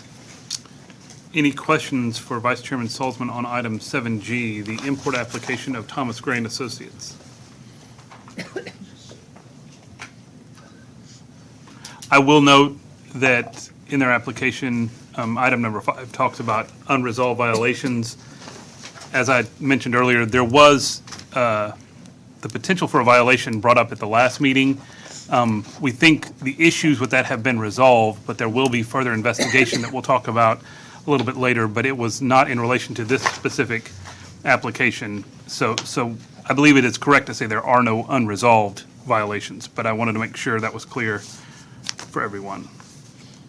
I would also note that several of the states listed are from the Southwestern Compact, the Central Compact, and I'm not sure if I see any from the You see some from the Rocky Mountain Compact. from the Rocky Mountain Compact. So the applicant has not provided generator authorizations or export agreements, so they would be required to provide those prior to any shipments. Any other questions for John? All right, then we will move on to a motion. I make a motion that we approve the import agreement from Environmental Management and Controls. That's 1-0090-00.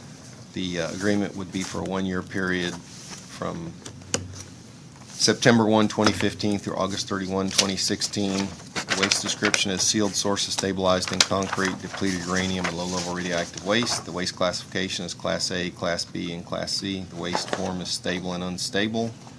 The volume is 1,175 cubic feet.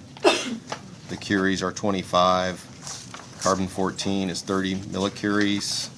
1 microcurie of technetium-99, 500,000 nanocuries of I-129, and 15 million microcuries of uranium-238.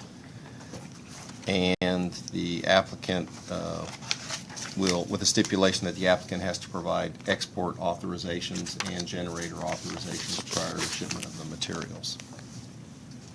And The places of origination, the states are Alabama, Arizona, Arkansas, California, Colorado, Connecticut, Delaware, Florida, Georgia, Illinois, Indiana, Iowa, Kansas, Kentucky, Louisiana, Maine, Maryland, Massachusetts, Michigan, Minnesota, Mississippi, Missouri, Nebraska, Nevada, New Hampshire, New Jersey, New Mexico, New York, North Carolina, North Dakota, Ohio, Oklahoma, Pennsylvania, Rhode Island, South Carolina, South Dakota, Tennessee, Virginia, West Virginia, Wisconsin, and Washington, D.C.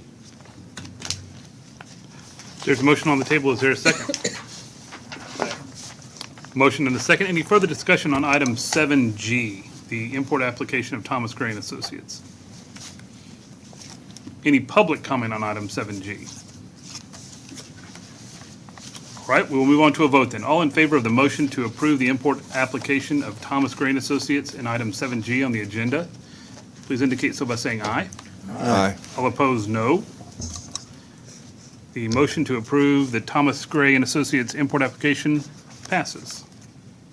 And with that, we will tell Vice Chairman Salzman, thank you very much. We will now move on to item number 9, which is reports from WCS. Ms. Madru. Good morning. Good Betsy morning. Madru, Waste Control Specialist.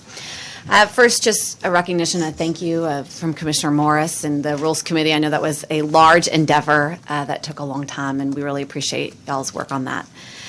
And before I get to the numbers, I know that there was some talk about having this meeting, which was originally the August meeting, out in Andrews, and certainly we would hope that the commission would consider at some point a visit out to Andrews. We'd love for you to see the site and to have you out there, and certainly willing to work with Lee and the judge on logistics of that. But just want you to know that while we weren't really looking forward to being in Andrews in the middle of August, we were looking forward to having y'all. So we'd love for that to get back on the calendar at some point for you guys to come back out there. Okay, fiscal year to date, WCS has disposed of 24,595 cubic feet, 34,568 curies. Of that, 2,622 cubic feet and 999 curies are in compact waste. And Commissioner Weber, I did my homework before I got here so we could talk percentages on the capacity chart. I'm learning my lessons. Overall capacity to date as of June 30th, total volume received 78,316 cubic feet, which is less than 1% total license availability. And radioactivity, 187,763 curies, which is about 4.83% of radioactivity that's currently licensed for. Be happy to answer any other questions. Any questions of Ms. Madru? All right. Thank you very much.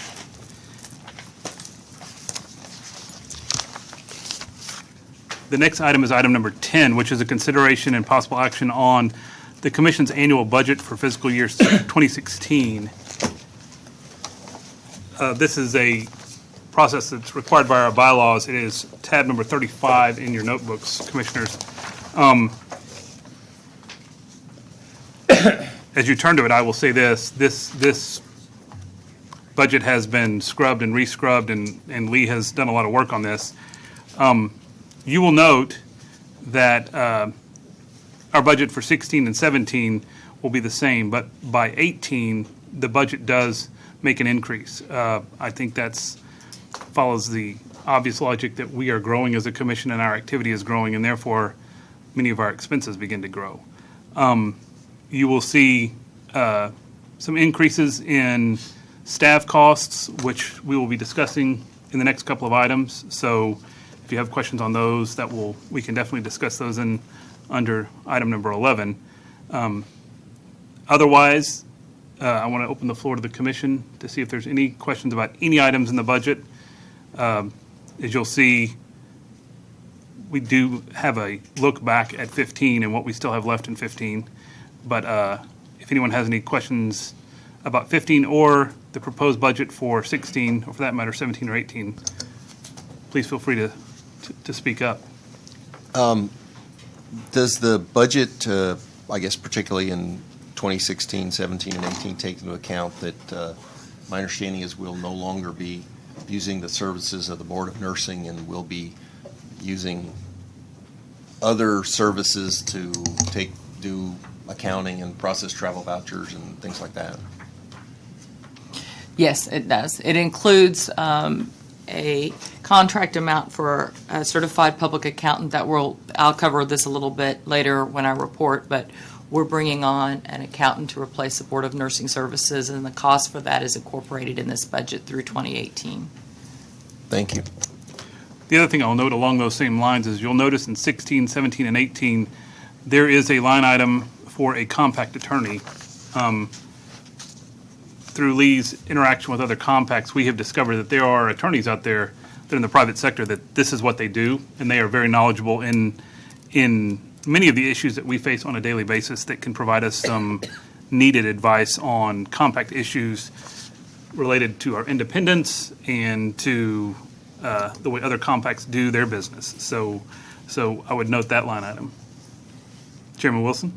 Well, the only thing I want to add is this is one of those unusual things that we anticipate might happen, because although the Attorney General of the state of Texas is granted authority to represent us, we sometimes wonder what would happen if we got into a discussion with our Vermont partner.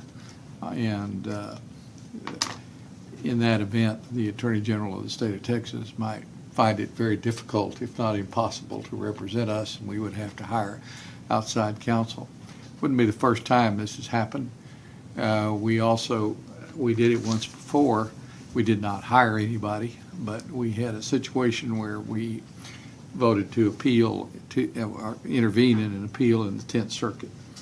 And the Attorney General of the state of Texas could not do that for us, so we arranged to have it done at the time in using other means. We didn't have any money to hire anybody, so we arranged to do it without hiring anybody. But Pro bono by the then chair, actually.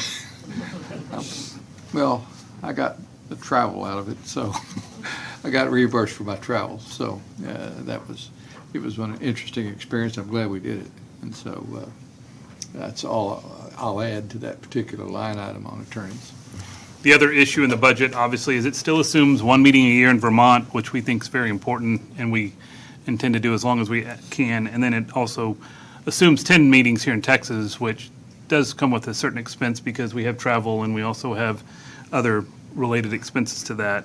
One of the things that you'll also note is it includes 7 conference trips, which I have quickly learned is really invaluable to send both Lee and other commissioners, including myself, to these conferences, because it is where we really measure ourselves against other compacts. We learn so much about the industry and what are the hot topics. So those are really, I think, of critical importance.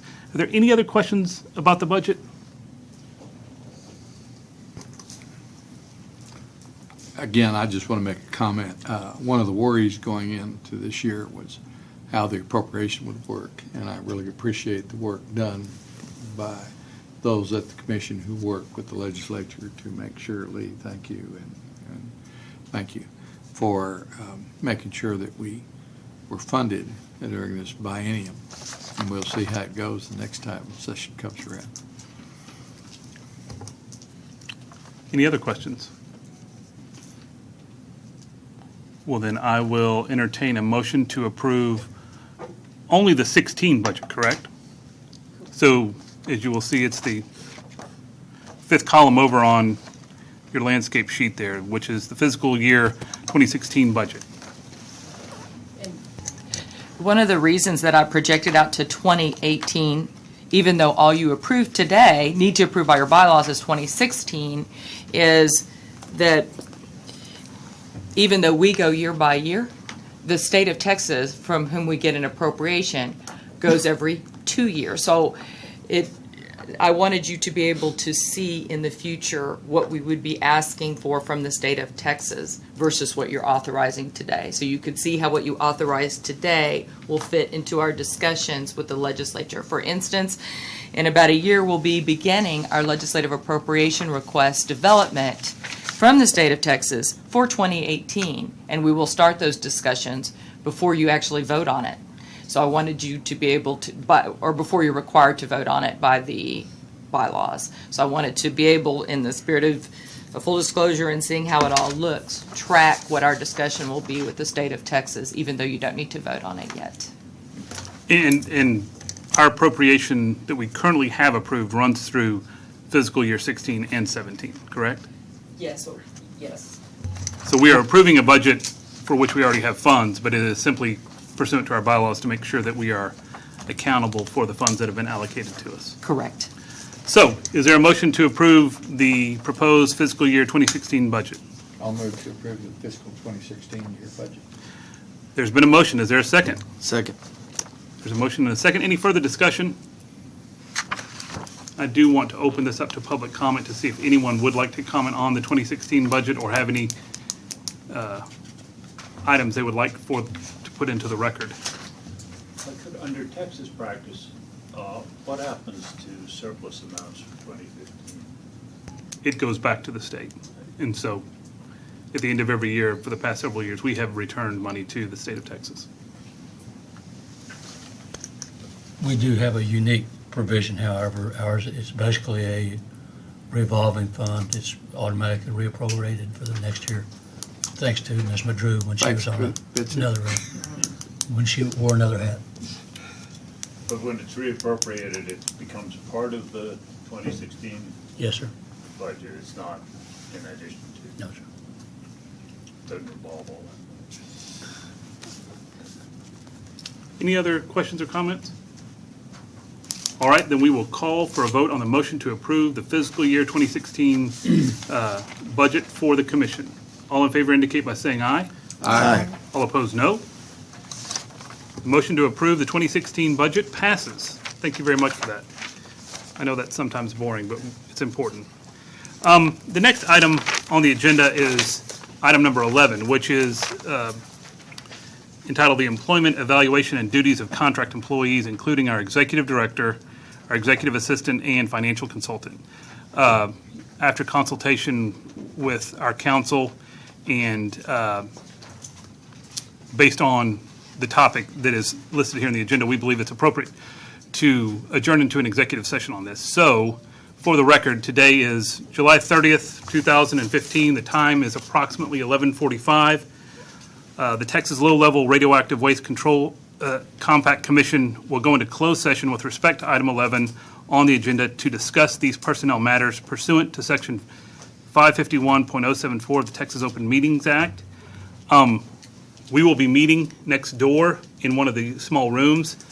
Because of the hour, this works out really well. I think we will probably take about 45 minutes for this executive session, or at least that's what I'll say we'll take, whether it takes that long or not. So if everyone would like to go eat lunch during this time, it makes a lot of sense. But we will likely reconvene, I believe, by at the latest 12:30. So we will now adjourn into executive session.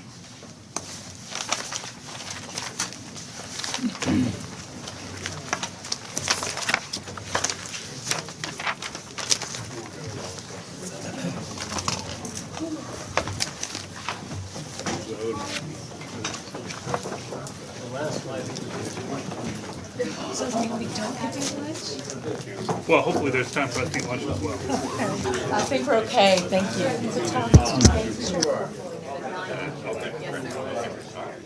Yeah, everything's been coordinated. No.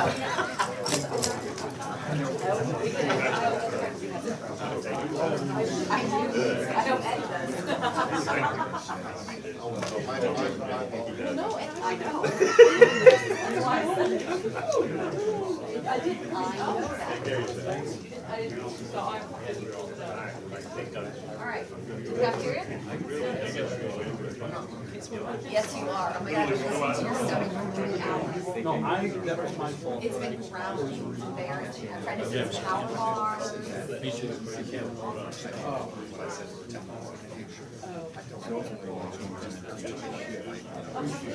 Yeah. Well, I just went out and see if you grab it in our box. But I may need to get it. Yeah, I may need to get it. I'm gonna have it. Congratulations. Now the real work begins. Then we'll be in touch. No, I think it all looked just fine. Yeah, you wouldn't have been there. Yeah, you're good to be fine. He's good. He's good. He's good. He's good. He does pretty good. Thank you. Let him do it. It's good meeting you. Thanks for coming. John. And John McCormick is a Thank you, very sir. Well, it's a pleasure. incredible, and he explains it well, so. My job is how are you? I give him all the tools that he has. Yeah. Nobody's Have my the team members. just my usual help. Okay, no, that'll be fine. Yeah, and don't mail it because they'll lose them too. Yeah, but, I'll be back on okay. Wednesday. Stefan, thank you, and we look forward to working with you to get this done. Everybody knows the urgency and the issue.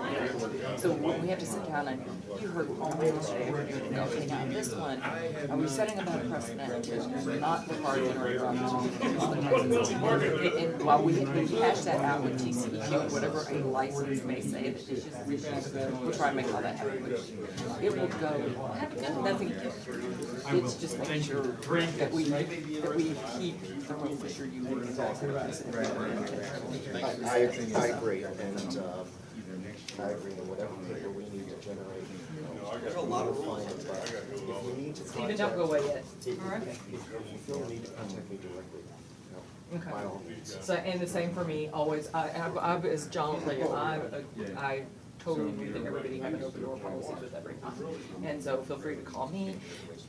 You also have access to my questions, which is not a thing. Sometimes I like to know, but absolutely. You don't even tell me what you say, just knowing that you're reaching out, all is all they care about. But they all have open door policies, and feel free to talk to them too. So, all right, well, this is great, I look forward to it, thank you. And I had a 5 o'clock flight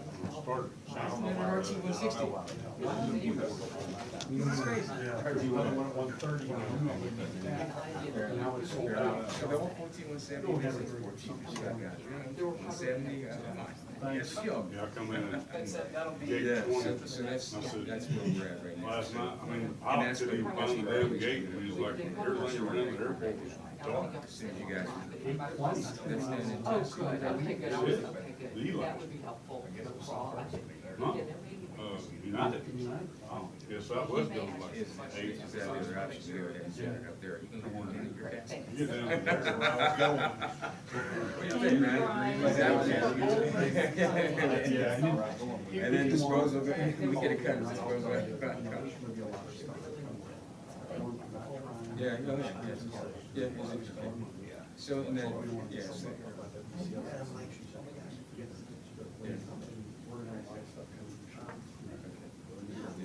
That's a big piece, like energy solutions. Next year. Six RP. And basically, that's just supporting routine operation. I'll just show you. Take care of it. Pleasure meeting you. Pleasure meeting you too. Let me know on the price. Oh, okay, so, yeah, we're doing it Monday, so it's just a matter of just hanging out with clients, so. So that's where we're at right now. We're, All right, see you later. take care. I'll see you. Discussion, see what happens. Yeah, I'll submit all that. Have a safe trip. I don't want to, we're separated from the vibration. I can't just. We're not decommissioning fund, they're all operating. So I've still got O&M budget that we created last year, but once that's gone, I'm not sure. 21 million. Cost becomes our biggest concern, right? In the state of Vermont, they're very concerned about how much money you spend, because when we're done, they get half of it. That's right, that's a big difference. I've got it from the beginning. We can reduce costs, make a good base for the state, and keep us in a better place financially. You wrote that into the We're in a license. unique situation right now, although we're still part of the fleet contract, which is, The compact, why am I gonna have shared? I'm gonna be asking this I'll go do question. that. Unfortunately, And then you we'll guys, I have was this more interested in getting Plus that now, police off site, Stefan's authorized. minimizing my exposure to costs and I could talk to everything. more about things. So basically, they're storing up 872 money for us. And ultimately, we man, when we get to the end of the year, we're gonna send our cash back, kick that, we go send our contract. That's right.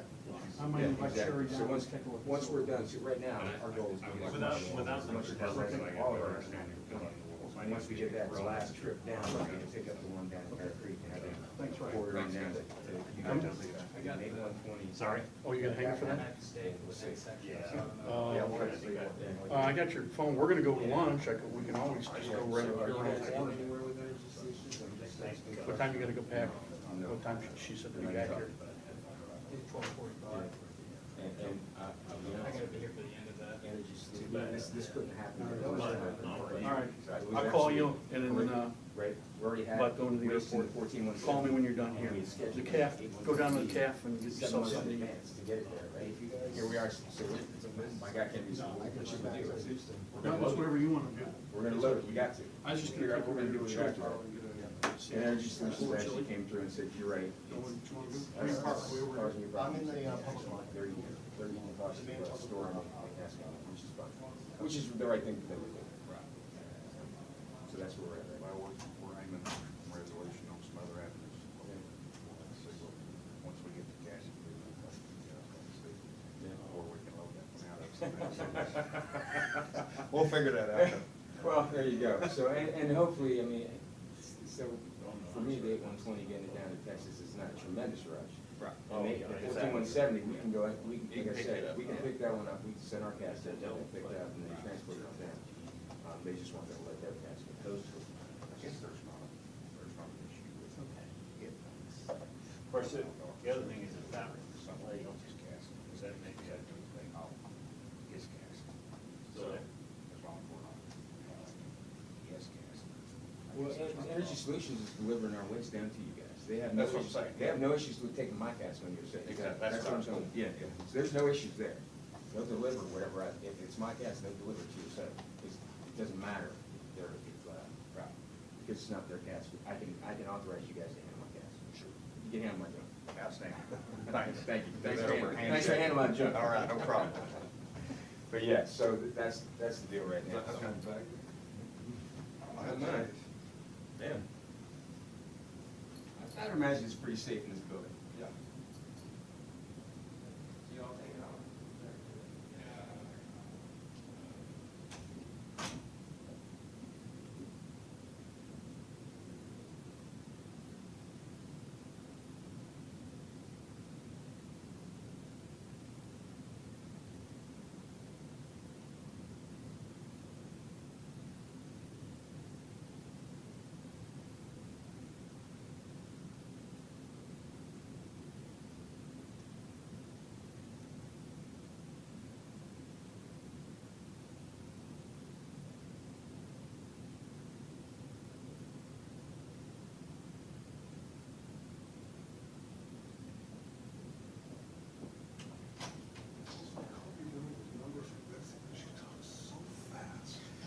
Yeah.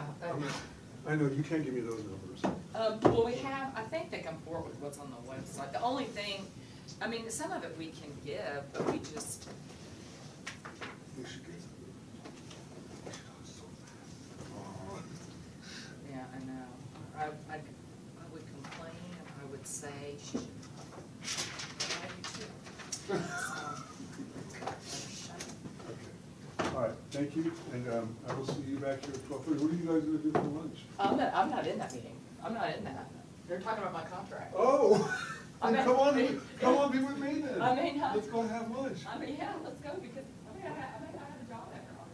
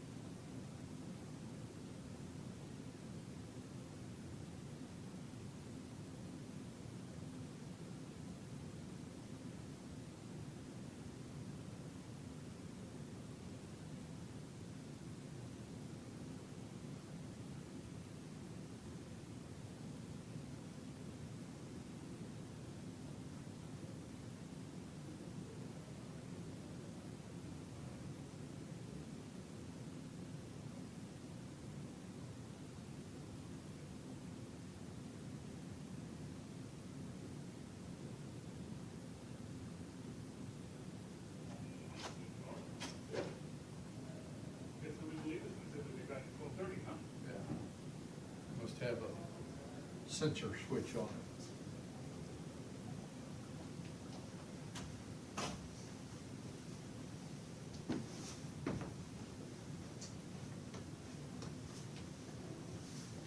Eddie just signs his name, E. Seelig.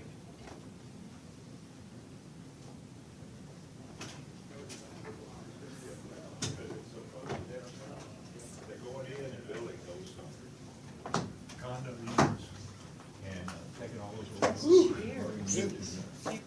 Go to the wrong seat. I don't know why. Chairs are hard to do. You do I feel good? like I'm fighting for them. You're good. You okay?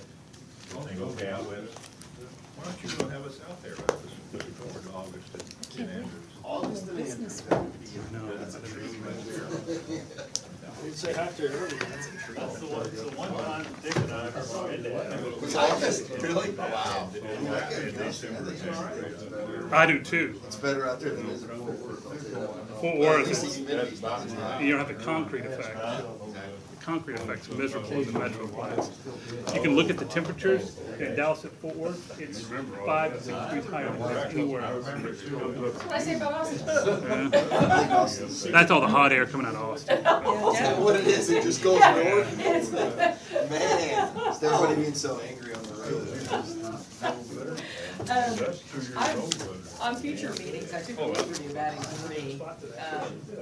So there's, so anyway, you can take a look if you don't like them. But also, I did, if you want to talk about proposing a location in Andrews, I'll do that to you. All we have set is. I'll leave that up to the judge, because I don't want to commit him to anything, because, I mean, it all depends on space availability and all that, so. Yeah, if you want us to look, whatever y'all want to do. The only one we've announced is Vermont in October, the rest of them are all over the house. That's right, we'll all stay I there. just didn't want to go Camp to out. West Texas in August. Actually, I was told yesterday at the Dairy Queen by the guys doing drywall, the new La Quinta, it should be ready by October. Okay. Yeah, the next So that makes meeting available space. after is November 12th, So I that's think. 3 hotels we got. No, is it that quick? After October 1st is November 12th. They're about 6 weeks Oh, away. okay, that's right, I guess. We said Dairy Queen, I thought Dairy Queen was building a conference center. That's right. That's right. I'll be the first one Grass out there. All that rain. Golf course was pretty good. Yeah, but maybe we need a Compact fundraising compact golf. fundraising golf tournament. Yeah, if we don't get our full appropriation, we'll have a golfing fundraiser. Do it for y'all.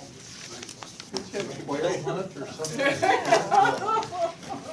play golf, play golf teams in Texas. The Yesville course is so bad, they hand you a piece of astroturf to lay down. You would, lay that down. It'd fall into the ground would split, and your ball would go into one of those cracks in the ground. That's right, we're That's here. impressive. Nothing 12:30, here. check. We're the true believers. That's right. I think something important's gonna happen. Becky, you have a good lunch? The BLT always my go-to in the cafeteria. Haven't been back since session, so you know. Dr. BLT, yeah. That's right.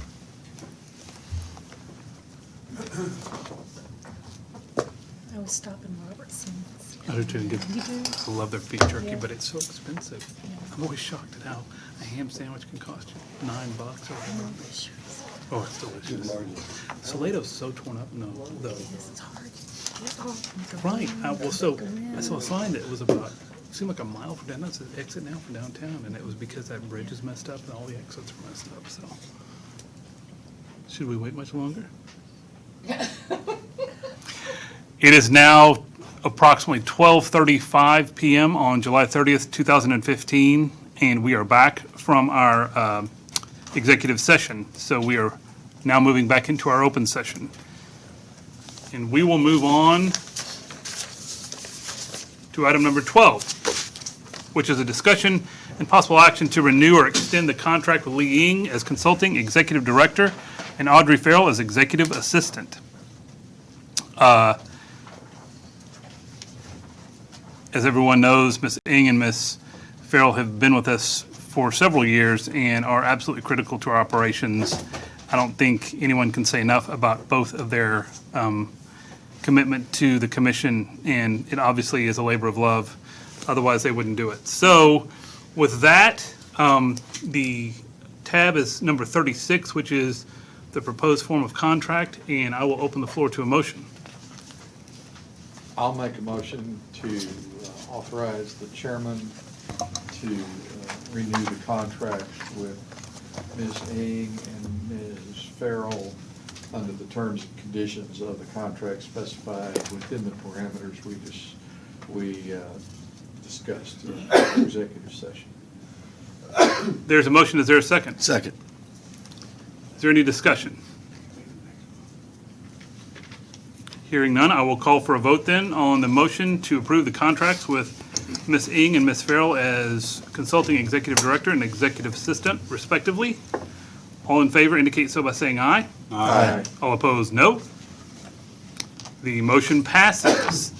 The next item on the agenda is item number 13, discussion and possible action to renew or extend the contract with Eric Woomer, our financial consultant. Eric joined us about a year ago and has also been very important to our efforts, especially as it relates to our budget and our interaction with our friends in the legislature and other branches of government. So with that, I will open the floor to a motion. I'll move to authorize the chairman to enter into and negotiate a contract along the terms that are specified with Mr. Wimmer to renew or extend his contract within the parameters we discussed in our executive session. There's a motion on the floor. Is there a second? Second. Any discussion on the motion? Then we will call for a vote on the motion to approve the renewal of the contract with our financial consultant, Mr. Eric Woomer. All in favor indicate so by saying aye. Aye. All opposed, no. And the motion passes on Eric's contract as well. The next topic, the next item is item number 14, which we did not discuss in executive session. It is the renewal of Digitech web design for our website. They maintain our website, they provide us ongoing maintenance, and will probably have their role expanded a little bit as we go forward. Before we ask for a motion, I would ask Ms. Ing to kind of describe a little bit about what we expect from them in the future.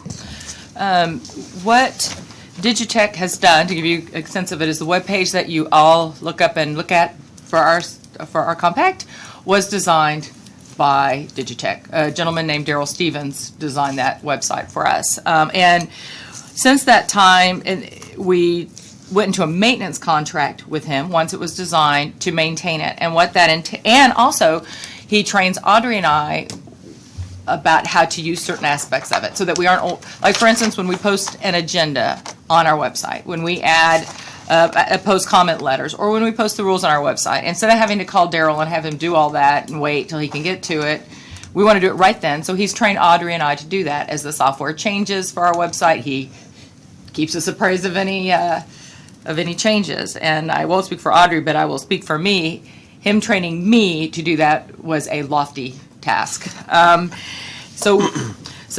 then when we have things that need to be done that are a little more complicated, like updating software, sometimes he has to work with the developer to update that. He does all of that on his own. The monthly fee we pay him is to do all of that. Also, if we have slightly bigger tasks that we need to do as part of our ongoing maintenance, that to train Audrey and I would just be not a good use of time, and he can do it more quickly, and it doesn't happen very often. He does all those sorts of items. A new thing that he's going to be doing, and hence the services we're paying him an additional amount.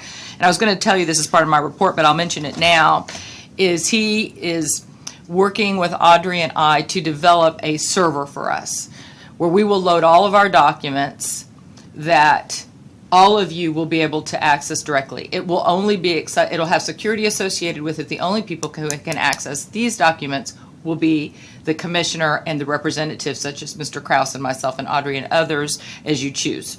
And I will be reaching out to all of you to get y'all email access. You'll have an email account set up. That's how they do it. with an access code, and y'all will develop your own password to get in. I won't know what it is. And you will be able to download any documents you want. Also, if you want additional securities, you can upload documents if you would like. So to have Daryl develop that for us, which he's in the process of doing now, and then maintaining a server drive like that is in addition to what he's done before, because as you know, we've never had that. If y'all wanted a document, you have to call Audrey and I and get it. But the idea is that that doesn't have to happen anymore. Y'all can do that yourselves. So that's one of the increased services that we're doing. Also, our website is getting larger and larger. For instance, our input table, if you try and read it right now, it's a real headache because it's over 150 images long from every import agreement we've ever issued. We're working with Daryl to archive the ones from 2012 and 2013 and potentially 2014 so that the table becomes just what's active. However, you could click on a tab to get to the older ones very quickly, but you aren't having this table that's unruly that you're having to sort through to find what you want. So that's another change that we're working with him to make the website more usable for us and the people that we work with so they can find documents more quickly. So that may be more than you wanted to know about what Digitech does and what this contract's about, but that's what it is. And the tab is tab 38 in your notebooks, and the fee is $700 per month for some basic services, and then we do have the option to hire Digitech on an hourly basis going forward at $130 an hour. And so $700 a month gets us most of the things I think Lee has talked about, but then there'll be some things, for instance, in the event of an emergency, or if we had some huge project that we wanted to use the services for. Obviously, I think this goes without saying, but the website is probably the primary portal by which the public interacts with the commission. It's important that we make it, A, as user-friendly, and B, have all the information that we feel like we need to have. So I think, you know, while most of us probably view this as Greek, it's very important. And so I think this is a very smart contract to have. Can I ask a question? Absolutely. The legislature passed some statutory requirements on information technology and updates and that sort of thing. Will Digitech help us with that, or are we doing that separately or independently? We're doing that separately. I like Digitech and I like the kind of work they do. I would never put them to the throes of state of Texas government to try and work something like that out. So we have been working that out independently, because one of the issues that we run into, as we do with so many things with the state of Texas, the way that they want their websites operated and the way they require all their state agencies to operate are some things that we could not do because we don't have that kind of staff, and some of the other things we probably don't want to do because we're not that state agency. So those sorts, and so far the state of Texas has not been pressing us on those issues. They look at our website and say, it looks good to us, and so they haven't pushed any issues about compliance with their requirements at this point. The other question that I have, electronic type question, refers to converting files to electronic storage and making sure that we archive them electronically. Is Digitech helping us with that, or are we doing that separately, or are we doing it all? Audrey's doing that.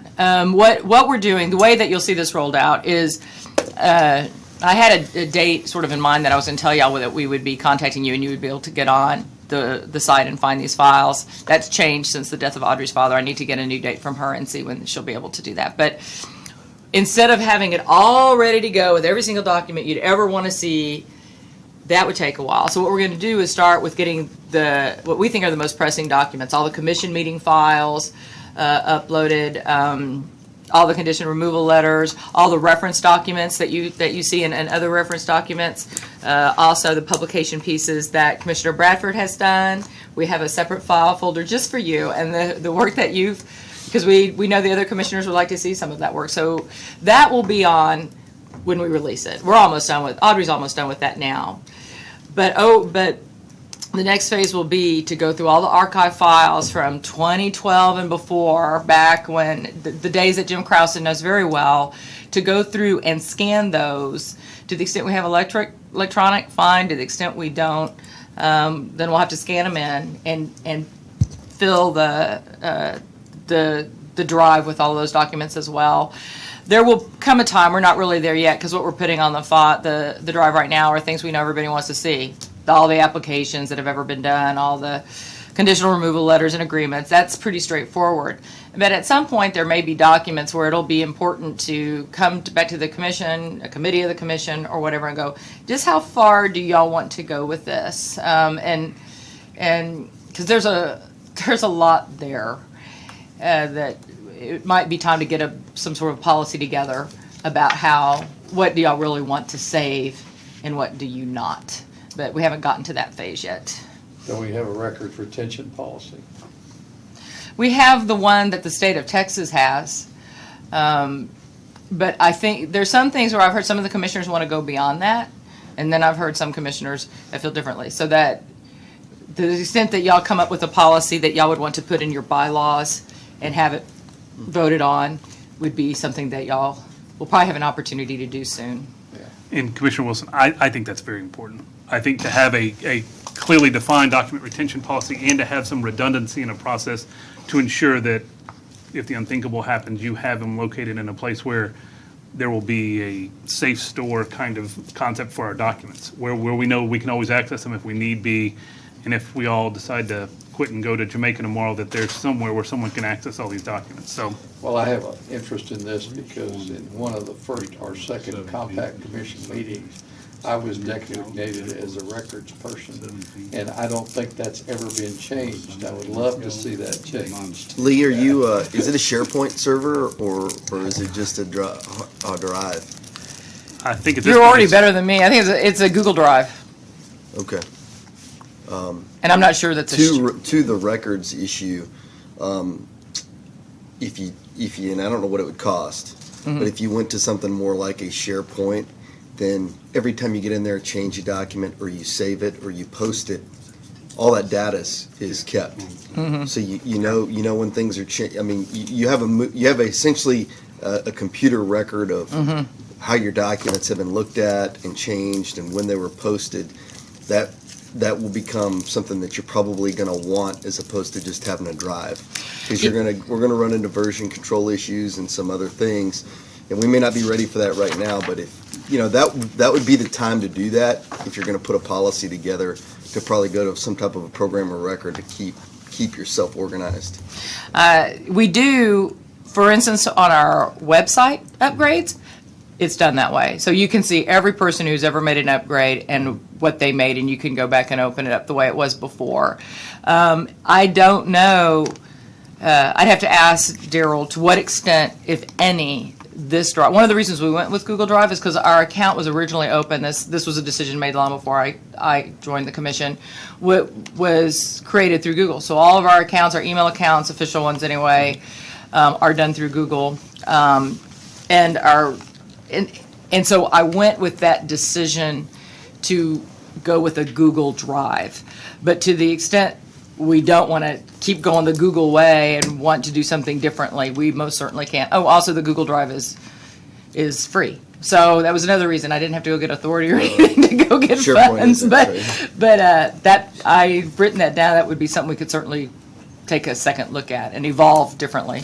And if you're using Google Drive, you got the Google Calendars available there as well. You might be able to, he should be able to teach you or do it for you. Build a calendar and manage it and then share it so that everybody can go into the calendar, and then we're not having to go back in and change all of it. It just automatically gets updated every time we open up our Outlook. And that will help, I think, just with managing the timeline of things. I will point out that some lawyers have questions about using Google because all of the information you put on Google, they claim is theirs. So you could use Outlook too. There's different ways to do it. I see a subcommittee in my future.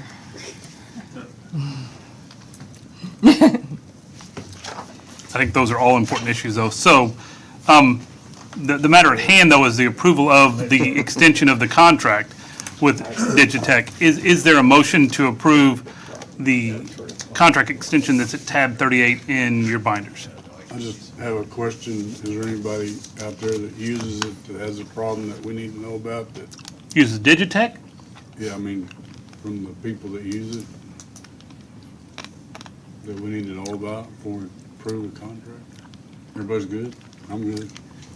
I mean, Yes, sir. Yeah, I Doc. only had one issue, the March meeting, 2014, the video was unavailable, it doesn't We can fix that. work. Okay. The rest of it is. That's probably an operator error within the compact as opposed to with Digitech. And next time you have something that you see that doesn't work, email us. Please feel free to email or even text me directly and we'll get that fixed. Thank you. With that input, is there a motion? I make a motion that we approve the contract extension, or at least to allow the chairman to approve that contract extension based on the information provided. second. There's a motion and a second. Is there any further discussion on this topic? Hearing none, we'll call for a vote on empowering the chairman to negotiate an extension of the maintenance services agreement with Digitech Web Design. All in favor indicate so by saying aye. Aye. All opposed, no. Motion on the Digitech contract passes. That brings us to item 15, the chairman's report. First, Karen Watkins, one of our Attorney General representatives to the commission, informed us today that today is her last day with us. She's being reassigned to the Historical Commission, so she stepped out, but we wanted to express our thanks to her. She provided us a lot of valuable input along with Jim Krausen, and we will miss her and wish her all the best. As I mentioned earlier, as it relates to the rules, we will now be quickly moving on to developing a .24. We will be seeking all of your input probably on that, and we encourage you to provide us any and all suggestions, drafts, whatever else you want to provide us. That process will hopefully move relatively quickly now that we've got it down from doing 2.0 through 2.3, but that will be our next task, and it will be an important one. As it relates to the Thomas Gray matter that was discussed at the last meeting, as I said, I think the potential violation issue has been resolved in that it was simply a matter of not getting conditional removal letters done in advance of shipping waste, which we take very seriously, and we very much saw as something that needed to be addressed, but it was very quickly addressed. And I'm going to let Lee explain kind of what was done to investigate that issue and maybe what we're going to do in the future to investigate it even further. Yes, when in working with Representatives Thomas Gray, it came to light quickly that waste had been shipped without a condition removal letter provided by the agency to do so. I am happy to report that Thomas Gray representatives immediately jumped on it to understand the issue and to immediately provide whatever documents were outstanding to ensure that we had everything to show that, yes, it was all the information and documents we needed to have issued a conditional removal letter were there. We just didn't have them all yet. And so that was quickly fixed, and the representatives at Thomas Gray learned a lot. We all learned a lot, and that was fixed. We also did, just to make sure that we wanted to get a sense of where, if there were any other issues that were out there once this came up. So Audrey and I did a desk audit of the information that we already had in-house to make sure that everything else with Thomas Gray was in compliance to the extent a desk audit could do that. Just to get a better sense of it, we did that for all the brokers. We did a desk audit of all of our brokers to get a sense if maybe there were issues elsewhere. So we conducted a desk audit for every broker that we've ever entered into an agreement with.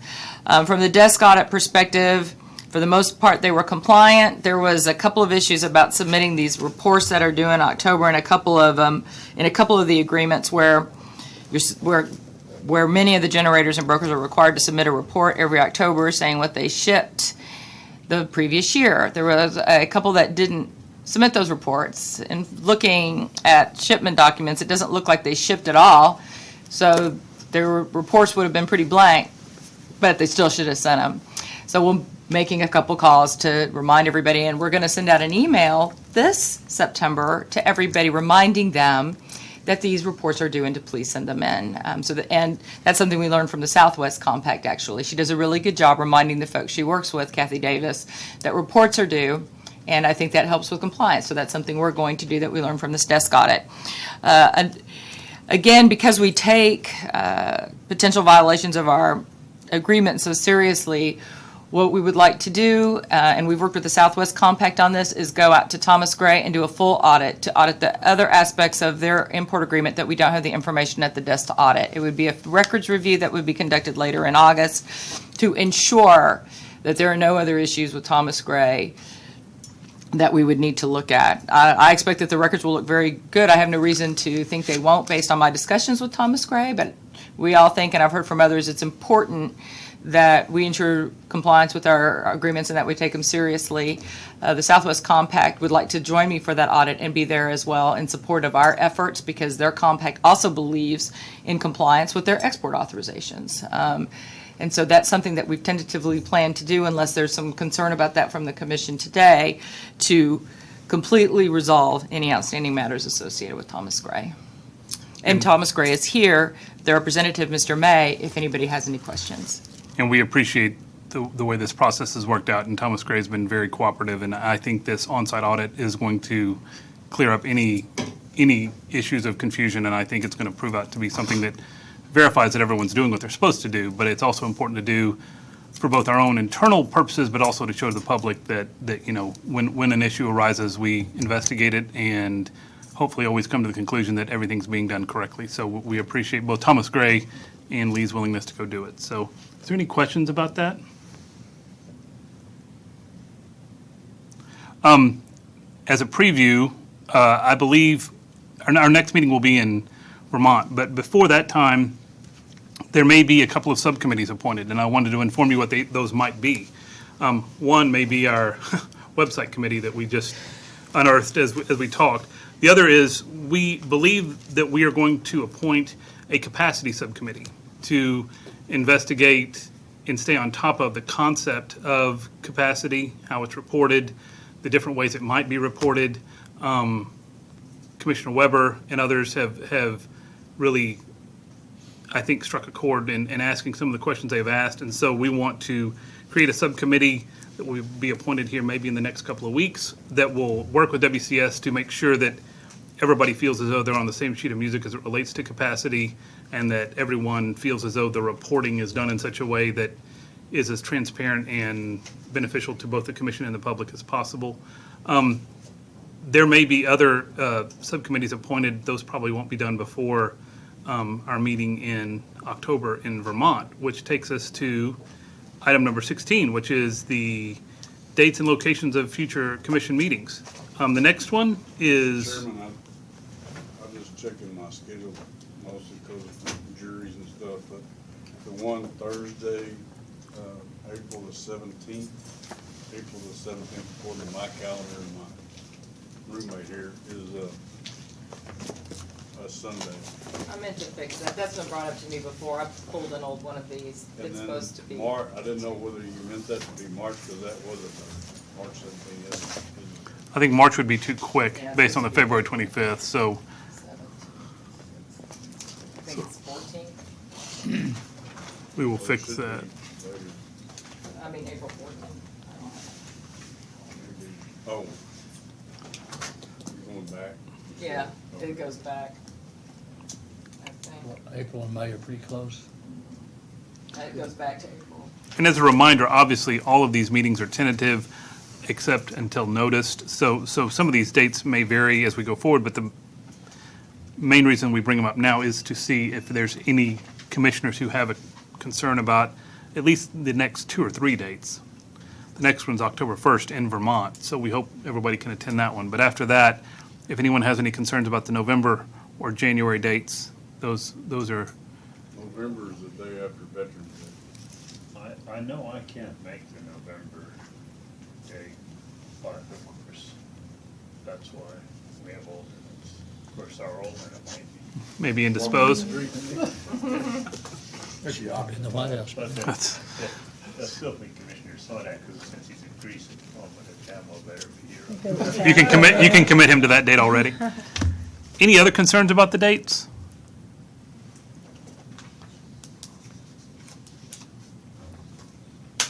We will obviously want to get to Andrews at some point.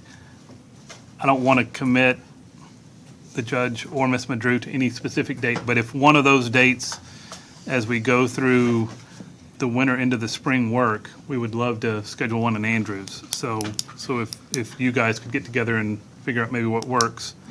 We obviously want to avoid graduation, and we want to avoid anything else that's going on in Andrews that may make it logistically difficult to do. But otherwise, we'd love to go to Andrews as soon as possible. Okay. With that, we have completed the entire agenda, so I will now entertain a motion to adjourn. Second? Second. All in favor? Thank you all very much for attending today. We will see you in Vermont in October.